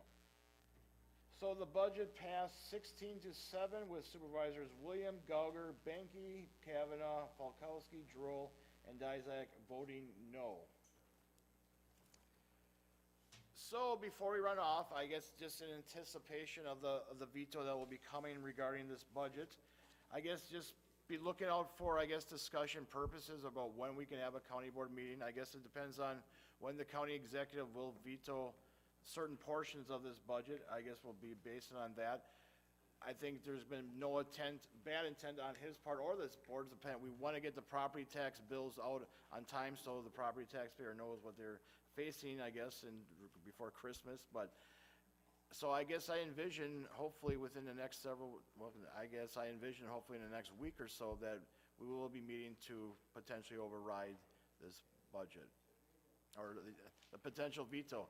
Maybe I'm just not thinking correctly, but I guess I anticipate that. So with that, if there's nothing else, I'll accept the motion to adjourn. Motion by Supervisor Droll, second by Supervisor Ballman to adjourn. All in favor of the motion say aye. Aye. Opposed, motion carried. We are adjourned.